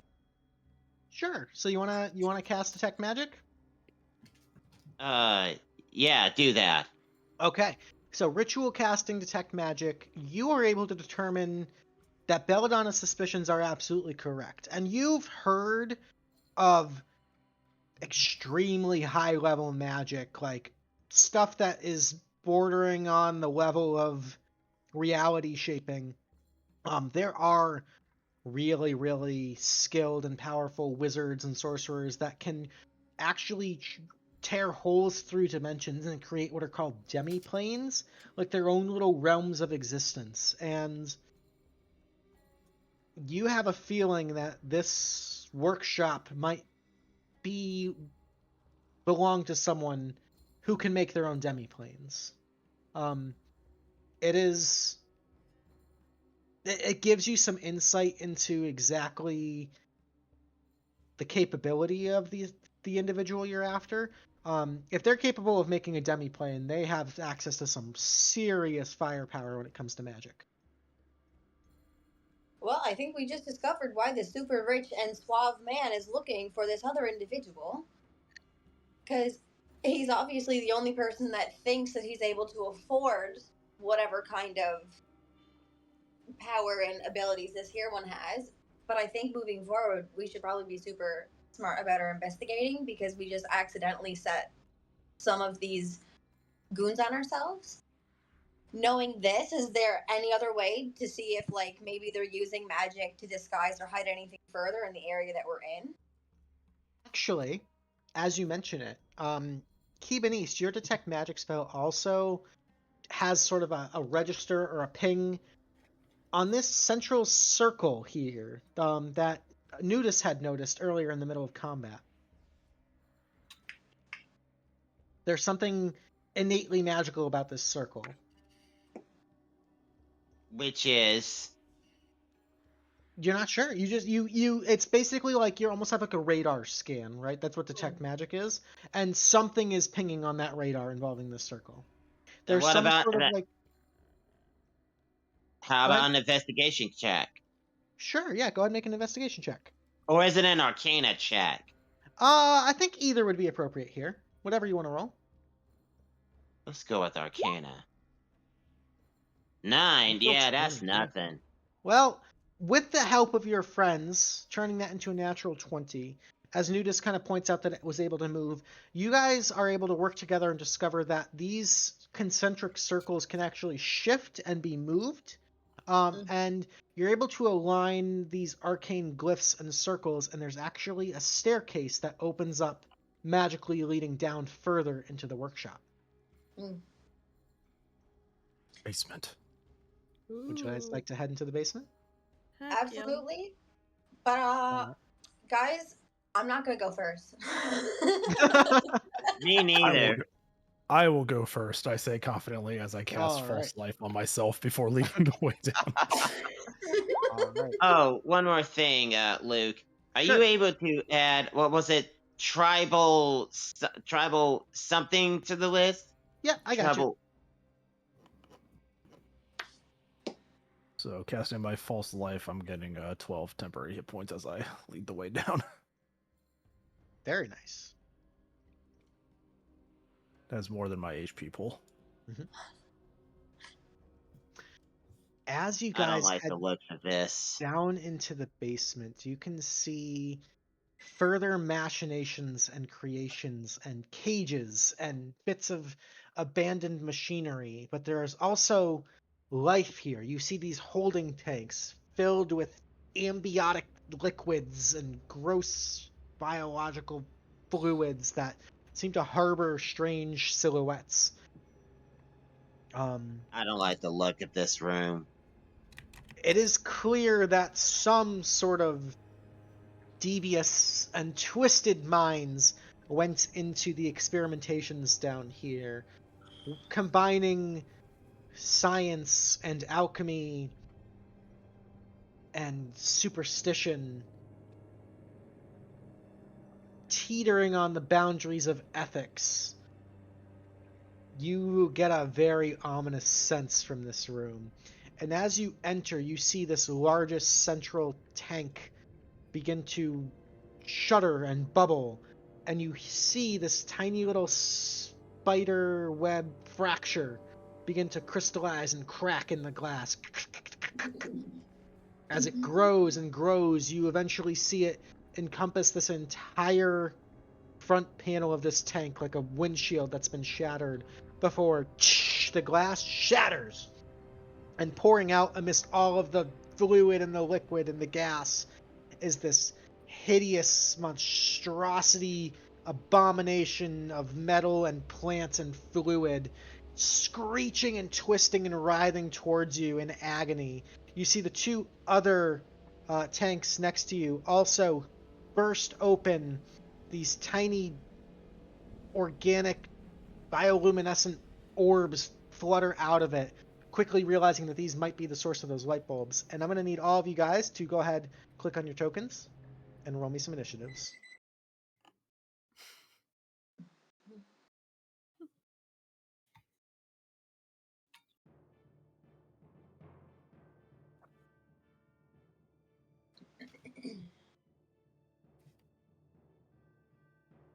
All right, you got a Nootus, we got a Belladonna, 14. we got a Someone's Rosie. got 22. Ooh. Very nice. Alrighty. Me and my -1. We out here. There's that. And here's that. Alrighty. Let me sort. And at the top of the initiative, Belladonna, you have the initiative. All right. So where am I exactly? Like, I just can't see my token. Oh, you Okay, here we go. are Here. right down here. Yep. Yep. All right. Excuse me. Sorry to interrupt, but got a little question. Is it possible for Belladonna to jump on one of the tanks to get a sniper position? If she can find a way to climb up there, it's definitely possible. And it's up to her. Yeah, I don't think any of those, like, that's my long-term goal to get there, but just looking at it, I don't believe I have the range of motion or the range of movement in order to get there. That's outside my speed, because I only have like 25. Short, so. tiny little legs, yeah. And that's it. On here, yep. Alrighty, So- Belladonna, what would you like to do? I do want to move.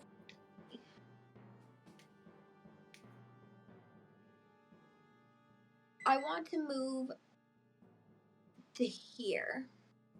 Right here. Okay. And I want to just like kind of scope out the room while slowly making my way over. But these tanks at the moment are still intact. So like I'd like to stealthily kind of study or like investigate what's in them and the mechanisms. So sorry, you would have seen two things burst out of these tanks? Yeah. These floaty little ghosty looking guys. Oh, those are almost cute.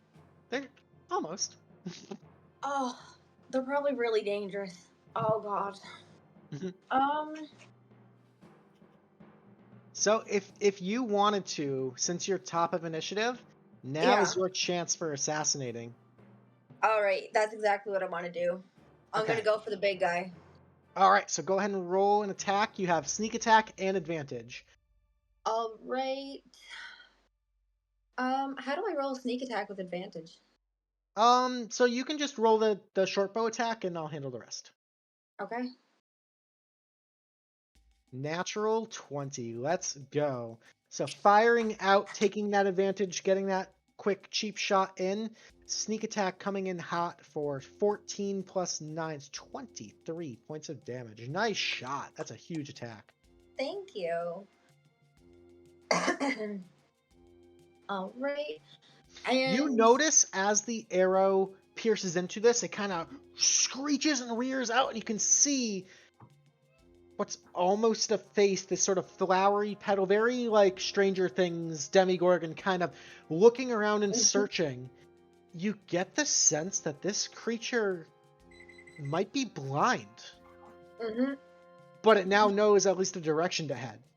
Yeah. Okay. So now that that's happening, I would like to kind of like very lowly, if possible, communicate that to everybody so Okay. that we're all kind of like aware of it and trying to be quiet, but also signaling that maybe we should like move the direction that we are moving in while progressing forward, because he's going to be coming to investigate this way. This is the arrow that like the direction of the arrow. Yeah. Like, Yeah. Okay. I would like to, kind of move over toward here, so I'm not directly there, and we can try and tuck in behind this little thing, or Okay. I dig it. there. Yeah, because I don't want to lead the pack. Bigger people get ahead. Alrighty. Solid turn there. Thank you. That's going to bring us to these little floating things.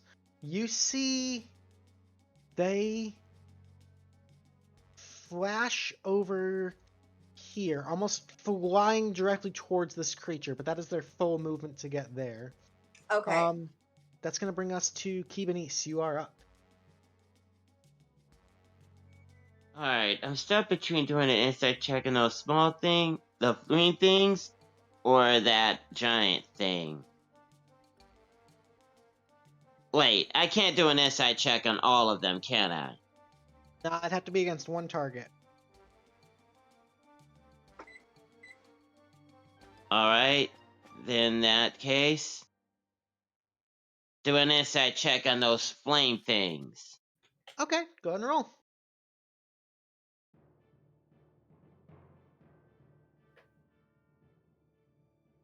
Um, 19. Yeah, you've really never seen anything like this before. They're pretty strange. You're not sure. They look almost like fireflies, but also there's not really a body.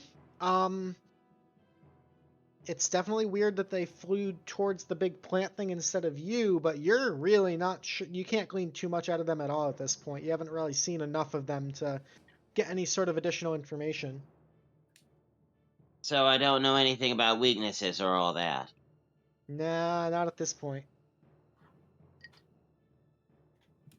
What objects are here? There's all sorts of different mechanical bits and bobs and tools and contraptions, things like that, kind of littered all over the room. Am I able to hide behind that? Yeah, if you'd like to move and take the hide action, you can roll a stealth check if you'd like. So this is this 30 feet? 5, 10, 15, 20. Perfect, yep.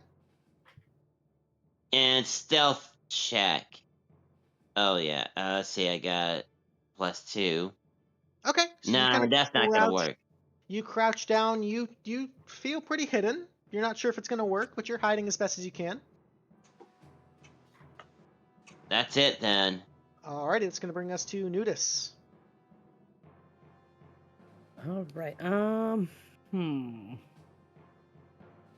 Can I use my flask of oil and tinderbox to light an arrow on fire and shoot it towards the big guy? Like a flaming arrow kind of thing? Yeah. That's pretty cool. I tell you what, it'll take your action and your bonus action to do. And I'm going to need a sleight of hand check to see if you can kind of quickly fashion it. So go ahead and roll a sleight of hand check. 18, quick and Woohoo. easy. This is like a Molotov cocktail. It is your specialty. You've got this flaming arrow, and you need to fire it quick before it catches. So go ahead and fire. A 16 hits. You would get the sneak attack because it is blind. So that's going to be 8 points of damage there. Woohoo. And then go ahead and roll me 1d6. All right, 4. So it's interesting. You actually notice something. That fire does hit it, and it does ignite. However, it doesn't really seem to mind the fire. It's not really hurting it as much as you would expect. Ah. It's certainly not healing it or anything, but it doesn't seem to really mind the fact that it's on fire.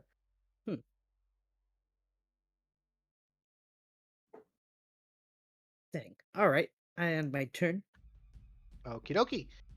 This creature is now on fire, first of all, so it's going to take another 2 points of fire damage. And it is going to scramble and pull itself forward towards this onslaught. It's going to move 20 feet and then action to dash an additional 20 feet. You see these long, viney roots kind of grasp out and drag this torso across the body. It is this giant hulking mass of rusted metal bits and branches and thorns and vines, all kind of in this weird, gross, grotesque agglomeration of creatures. This one is much more plant than machine, but there are still mechanical elements to it that you can see. So That'll this bring us. creature is fire resistant. It is fire resistant, yes. Rosie, you are up. Okay.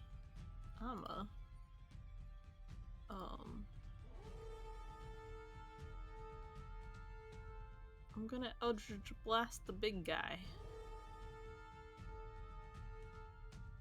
22 for a singular point of force damage. Hey, every point counts. And when I hit him, I'm gonna go ahead and use my Fury of the Small. Ooh, okay. So when I damage a creature with an attack or spell, and he's bigger than me, I can deal extra damage equal to my level, which is 4. Alright, so an extra 4 points. Yep. Very cool, very cool.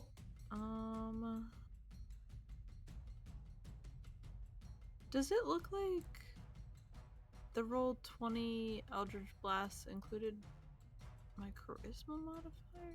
It did not. Do you have Agonizing Blast? I do. Okay, so I can fix that for you, but what's your Charisma Okay. modifier? It is 3.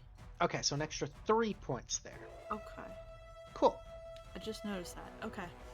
Good catch. That is it. I think I'll just stay where I'm at for now. Alright, and I just fixed that for you on your sheet, so you should be good. Thank you. Okie dokie. Bringing up the rear is Finnson. Hearing this thing is properly resistant to fire has cut like everything I can do in half. So, 1, 2, 3, 4, 5, 6. I'll just kind of waddle over. And 60 feet. Yeah. Yeah, we're gonna try a Ray of Frost. Okay. 12. 12 is gonna be a miss. Yeah, the spell sucks. It's your first adventure. You're kind of figuring this stuff out. The first level. Alright, anything else? No. Yeah, no. Okie dokie. Top of round 2, Belladonna, you are up. Okay. I would like to scale up the ducting or like the metal venting, whatever that is going onto these machines. Kind of like that. Yes. All right, go ahead and make me an acrobatics check. Alrighty.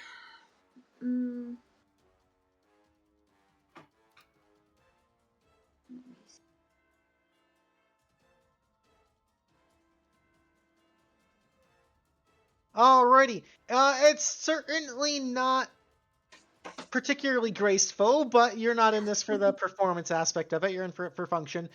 Jumping and gliding and swinging off a couple of these metal pipes and wires. I'll say using your bonus action as well for a little bit of additional movement. You manage to plant yourself on top of this tank. You're about 15 feet up off the ground, a little bit of a height advantage here.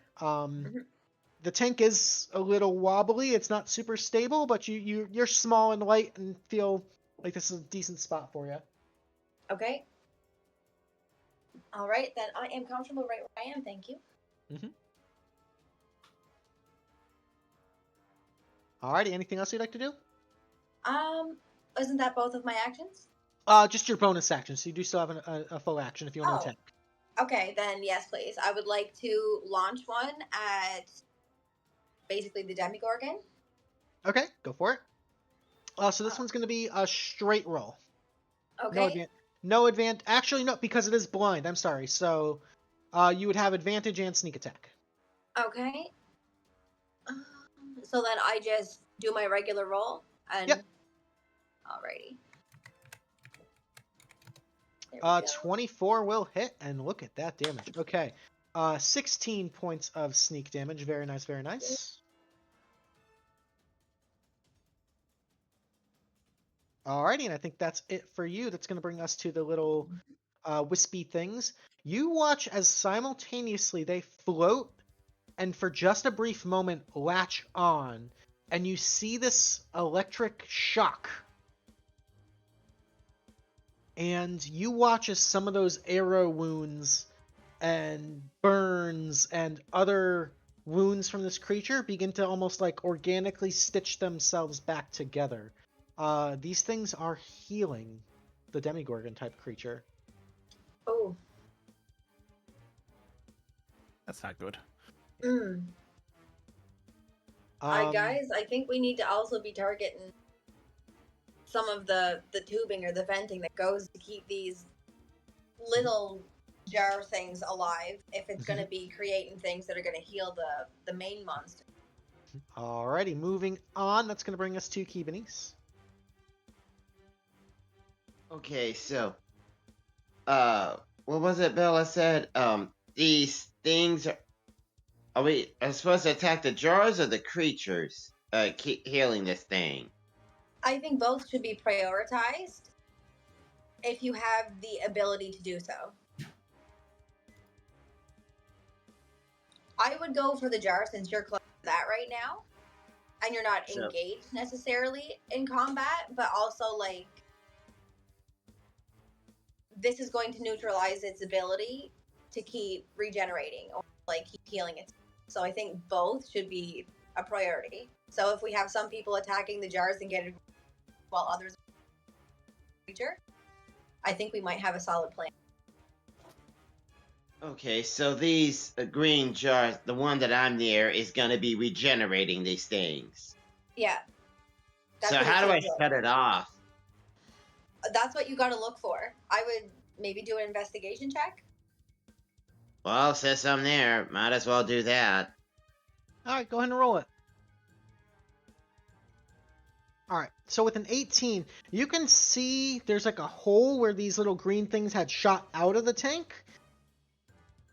And you don't see any more of these like floating green things in the tank, so you think the damage has been done to the tanks. It's more about targeting the actual creatures themselves. Okay. Yeah. So Key, So if there you want won't to... be. So there won't be any more those green things being generated. Not that you can tell. Doesn't seem like it. Okay, in that case, I may as well snuff out one of those green things.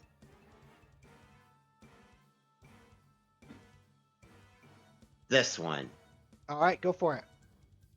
Now to find out what spell I want to use. So these are healing. Has that big creature even healed? Yeah, so it looks... What you saw, let me describe it a little bit better. So these little floating things sort of like landed and attached for a moment. There's a jolt of electricity, and then they detached, and the wounds seemed to like stitch themselves up. So it was like that electricity that seemed to heal the big creature. So all the damage that was done has been undone. Not all of it, but a little bit of it.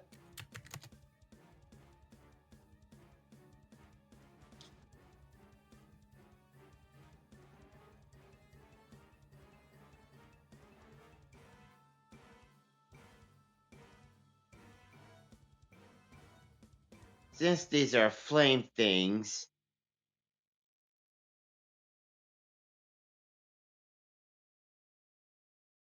Ray of Frost. All right, go for it. Let it rip.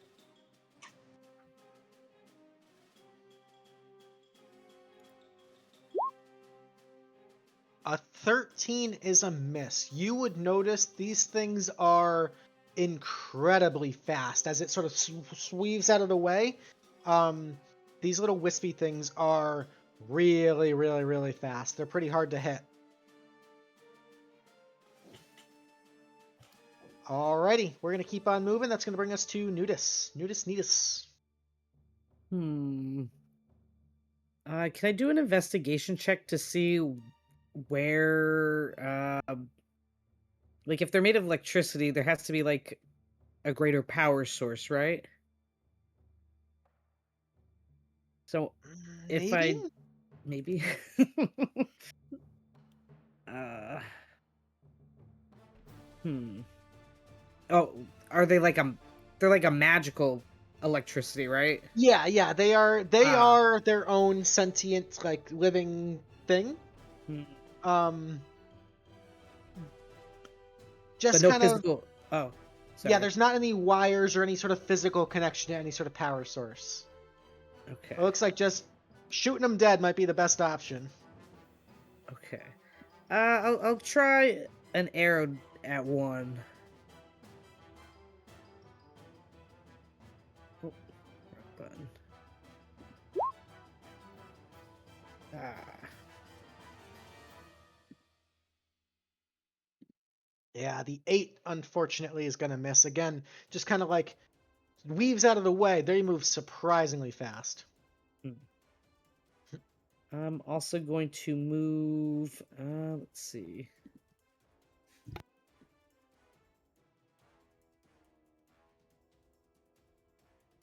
Let's move that way. Okay. Oops.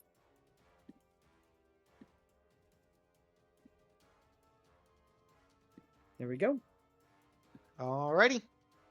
That's going to bring us to the creature's turn. He's going to burn. He would take 10 points of fire damage, but because he is resistant, he takes half, so 5 points of damage. As he's going to continue to move, he's going to move 20 feet forward and then dash another 20 feet, gets right in front of Rosie, and you can kind of see it's like searching and looking around. It kind of rears out and screeches this hideous, crunchy, guttural voice. This thing is just an absolute abomination, but it is right in front of you, Rosie and Finn. And that's actually going to bring us to Rosie's turn. Ooh. Okay. He's right in front of me. But you said he was searching. Like, can I... So it sounds like he's got some sort of like echolocation, like almost like a bat or a dolphin thing kind of going on. So he's like listening to people run and move, and sort of like he's Okay. taking arrow shots. He's just trying to like So it's lock more onto one of like... you guys. Yeah. Okay. He's looking for whoever's hitting him. He's hunting. Essentially. Yeah. Yeah. Okay. When you first said that, I was thinking like, oh, is he looking for Crowtooth? Like, Oh. where's Dad? But no. Okay. Let me see. I think I'm just going to actually. I'm gonna try and cast a first. Well, I guess I have second level spell slots, so I guess I'm gonna cast this at second level. Okay. But I'm gonna try casting Dissonance Whispers and just Ooh, my favorite whisper spell. something silly at him, I guess. Okay. Something flavorful. I can't think right now, but It's okay. So he is going to make a wisdom saving throw yeah. against your spell save DC. He fails. So he's going to take 21 points of psychic damage and move his full movement speed as far away from you as possible. Yeah, run. So, if you would like to, you can use your reaction to take an attack of opportunity because he's leaving your threatened square. And that would just be like a melee kind of attack, Yep. right? Mhm. So I could hit him with the dagger or whatever. Yeah. Okay. Okay. Excellent. Let's run that. The 7 is going to be a miss. Okay. That's okay. Yeah, that was my action.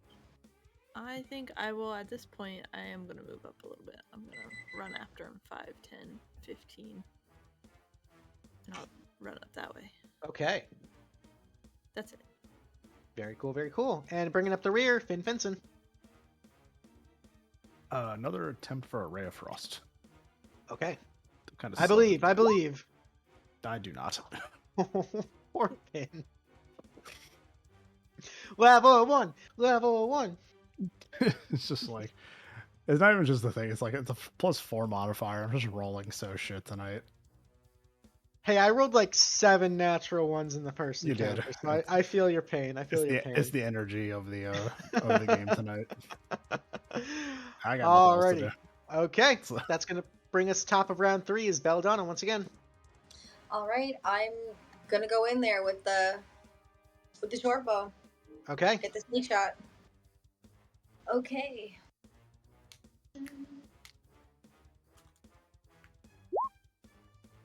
16 will hit for 6 points of piercing. No sneak attack on that one because you don't have advantage and you don't have an adjacent ally, but still 6 points of damage is a nice clean shot there. Alrighty. And my bonus action just to disengage. Just to hide again? Okay. Yep. Yep, go ahead and make a stealth check. Yeah. Here we go. Alrighty, 15 feel pretty hidden. Alrighty, viewer's choice is live, folks, so go ahead and get those votes in for your favorite. Who do you want to see more of? Who do you want to see get power-ups? All that good stuff. If you are watching us and you are playing, the only rule is you just don't vote for yourself because it's kind of a dick move. So get those votes in. We got about 7 minutes left on that, but we'll keep rolling. The little wisps, again, float up, latch on. They are going to zap the guy again. He's going to heal a little bit of damage there, and then they detach. That brings us to Keybanise. Alright, I'm sick of missing, so here's what I'm gonna do. I believe Magic Missile can be cast at level 2. Yep, so you got an additional missile there. Alright, the one I just pinged.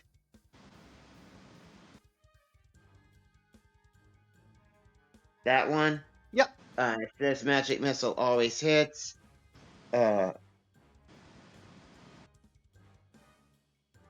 okay, I don't recall. Wait a minute. It says I got 1 level. Oh yeah, I'm already using it. So, what do I do? Just do it 4 times? Yep.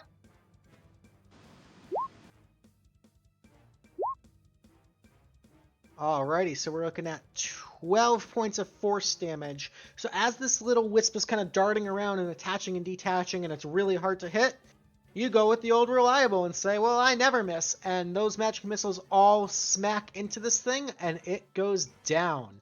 Very, very smart thinking. Very nicely done. Well done. I didn't do an insight check. So, for formality's sake, how about an insight check on whatever that is? Sure, what exactly are you trying to glean out of it? See here. Well, okay, it's plant, fire resistant. And is it still blind? Yeah, you don't see any sort of like sight organs as part, like it doesn't have eyes, and so it's learning and moving from some other sort of senses. You guess it's mostly hearing.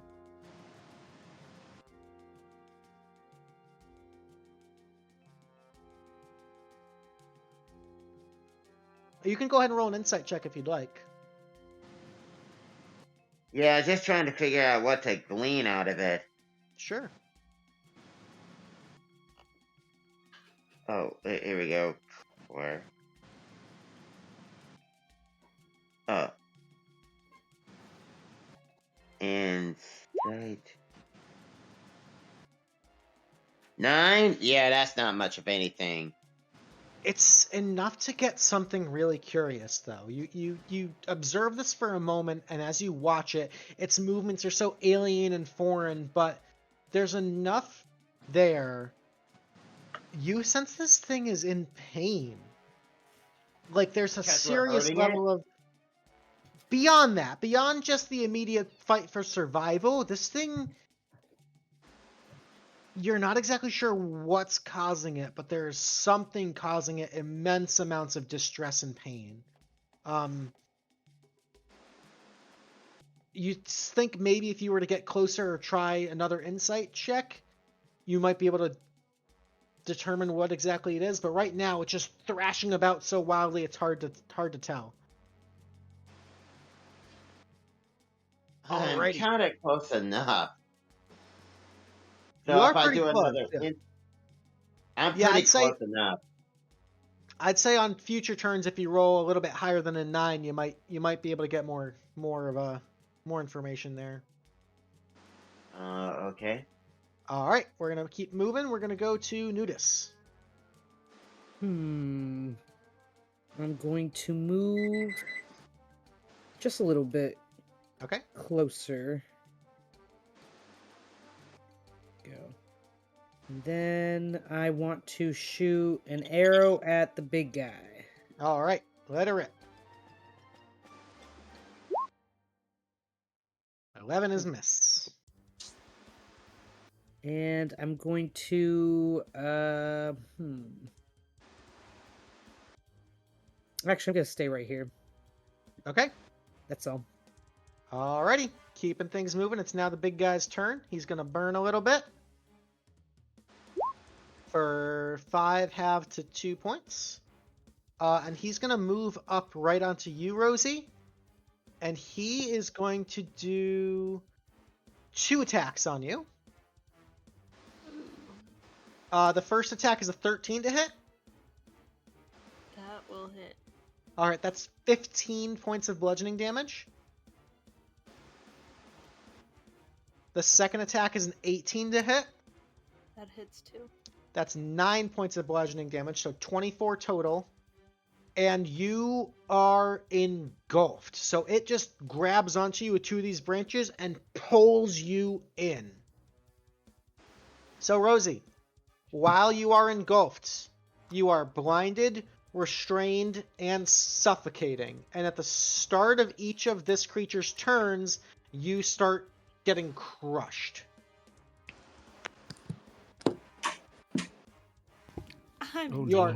You are in danger, yes. That is its full turn, and Rosie, it is your turn. So what can I do? Oh, wait a minute. Wait a minute.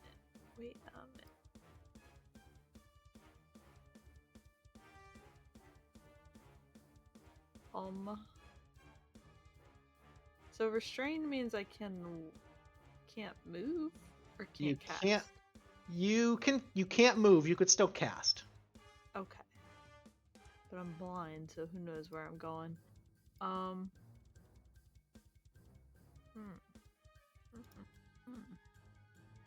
Well then, I guess.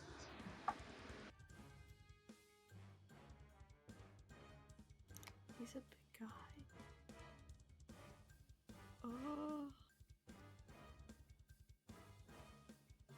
It doesn't seem like it would hump. So can I use a bonus action to cast Expeditious Retreat? So you I don't know. could. So it would give you a bonus action to dash, but your movement is still 0 right now. So you couldn't. It's not. It's a good thought, though. Okay. I was trying to wrap my head on how that would work differently than, like, what is it? something to win. Misty Step. Sorry. Mhm. Can I make a check of some sort to try and get out of his arms? Yeah, so you can make either an athletics or an acrobatics check to try to escape. Athletics or acrobat? Okay, I'm gonna try acrobatic. Oh, that doesn't seem good.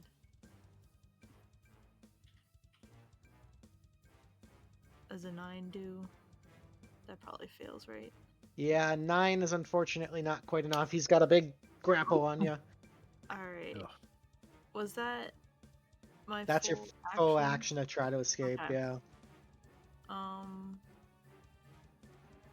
actually have bonus action?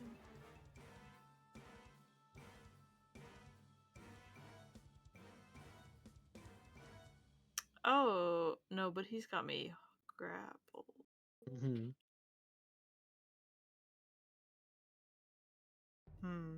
Okay, I think that's all I got, so that's it. Okie dokie. I will That'll suffer. bring us to Finnson.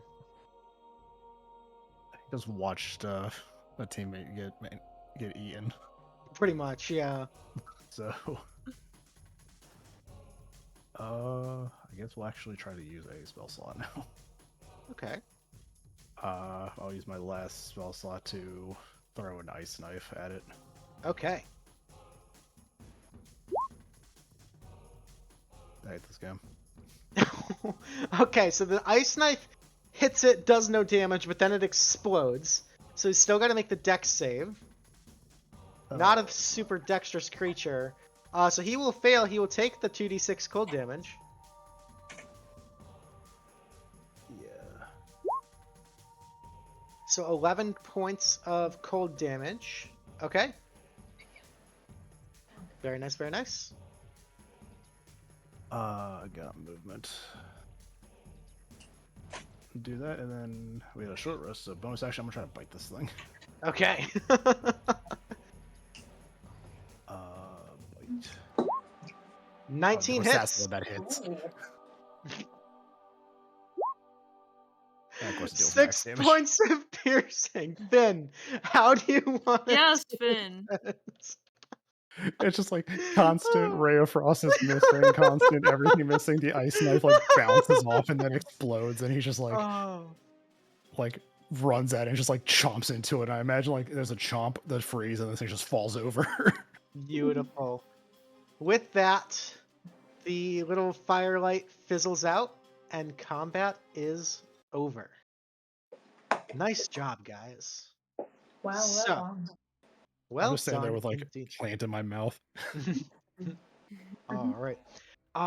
Quickly investigating the area, you can find all sorts of signs of experimentation, but more importantly, you find logbooks and journals and laboratory reports and studies and charts and letters between this figure Crowtooth and another figure that you glean just kind of through cursory glances by the name of Kame.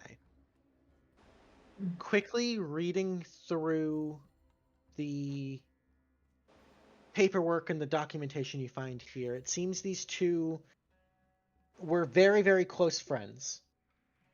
And they were working on finding a cure for something, although what that is unclear.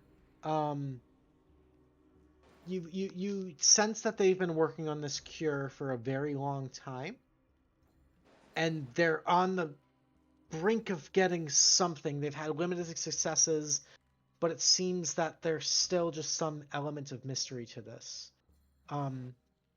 You also gain in some of the letters that this Kame individual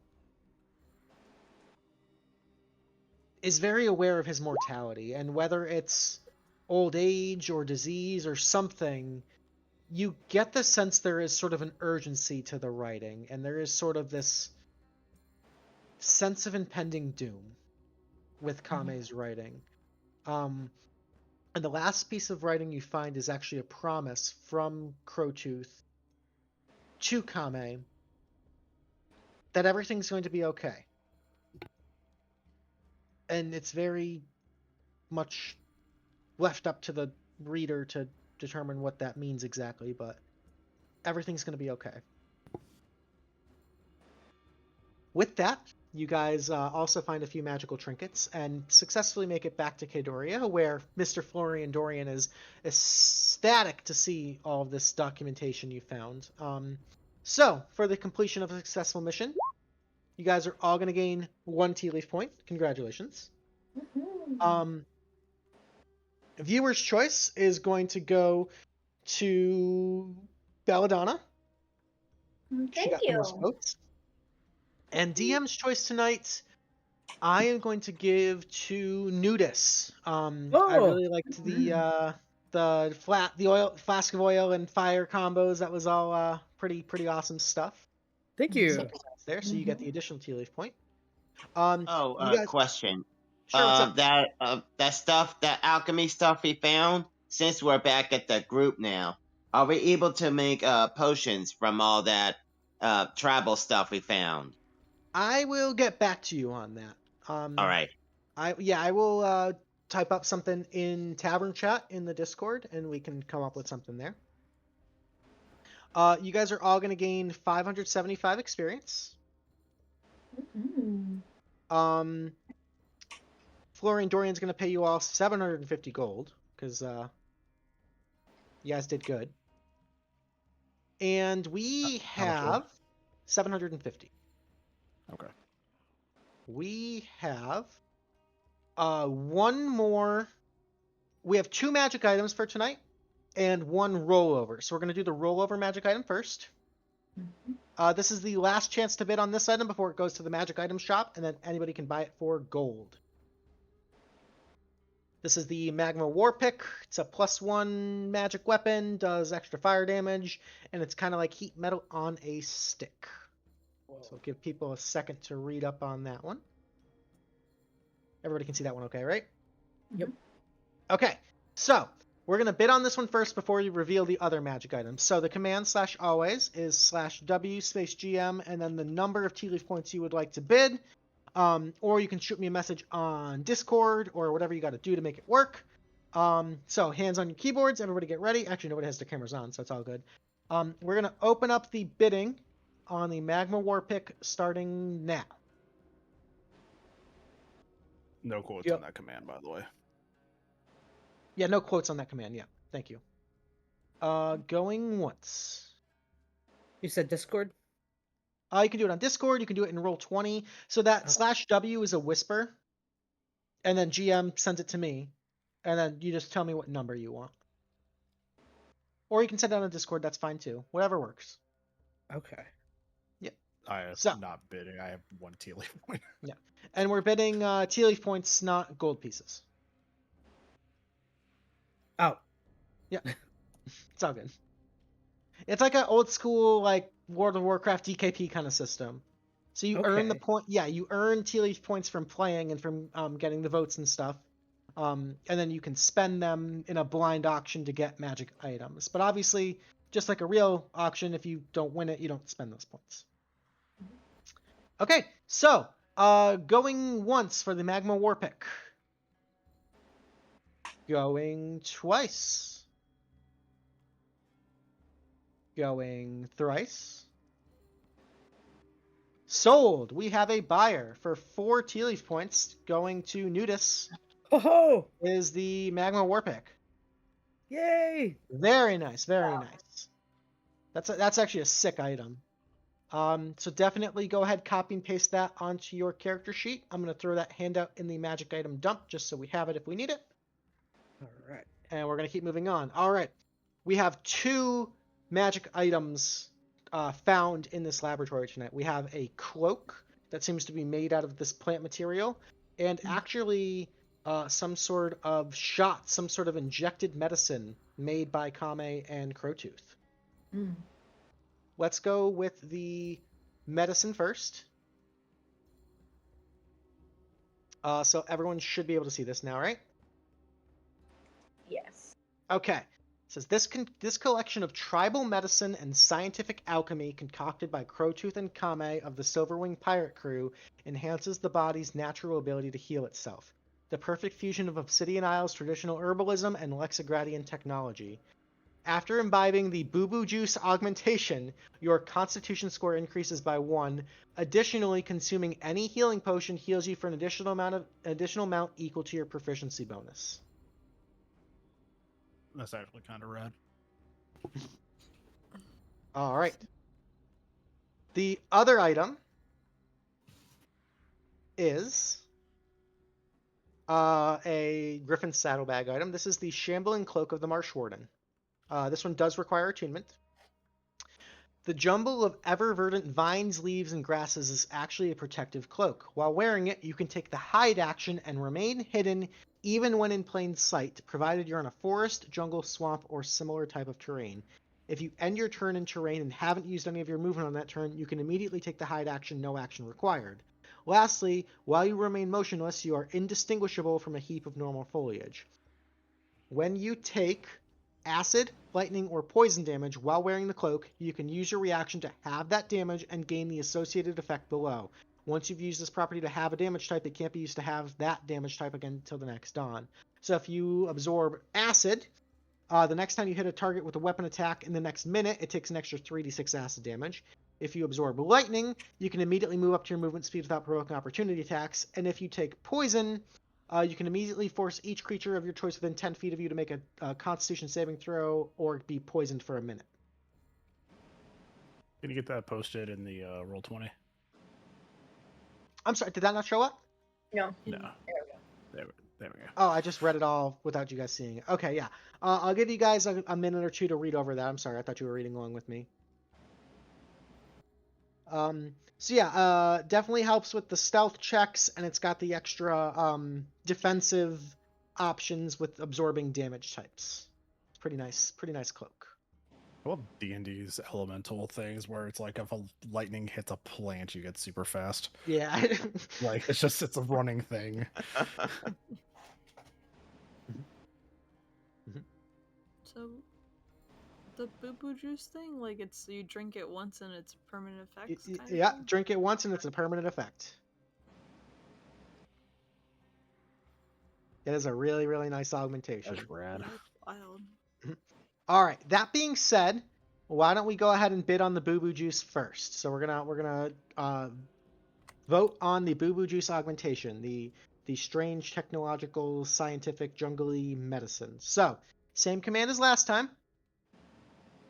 We're gonna start the bidding with your Tealeaf points starting now. So get those votes in. Get those bids in. All right. Going once.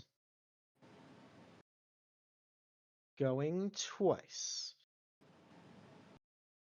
Going thrice.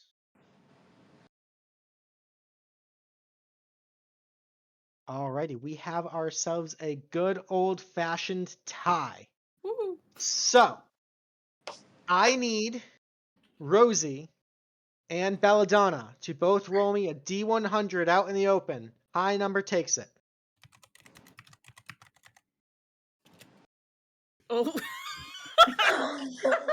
That's 6. All right. Congratulations to Belladonna. You can go ahead and take that Boo Boo Juice augmentation. Oh, Very thank you. nice. Thank you. Alrighty. And lastly, we've got ourselves the Shambling Cloak of the Marsh Warden. Pretty fun magic item there. So, just again, reset, take a second. And we will open up the bids now for that magic item. Same command as always. If you've got the Tealeaf points and you want to spend them, it is a pretty sexy cloak. Going once. Going twice. Going thrice. Sold! Alrighty. That one is going to go to Rosie. Not leaving empty-handed. Rosie, for 3 Tealeaf points, you get the Shambling Cloak of the Marsh Warden. Sweet. Very nice. And ladies and gentlemen, that's all we've got for tonight. Hope everybody had fun. Excellent job, you guys. Congratulations. We're going to go ahead and raid out to Spin Kitty. Give her all the Tealeaf Adventure Company love. Tell her Dungeon Daddy said sup. Until then, have a wonderful weekend. Do something nice for yourself because you deserve it. Reach out to a friend you have not talked to in a while because that makes a difference. And above all else, I ask that you be kind because it's free and it matters. We love you very, very much. We will see you next week for the Reginald backstory mission. Can't wait for that one. Talk to you guys soon. Take care. Toodles. We love you. Bye.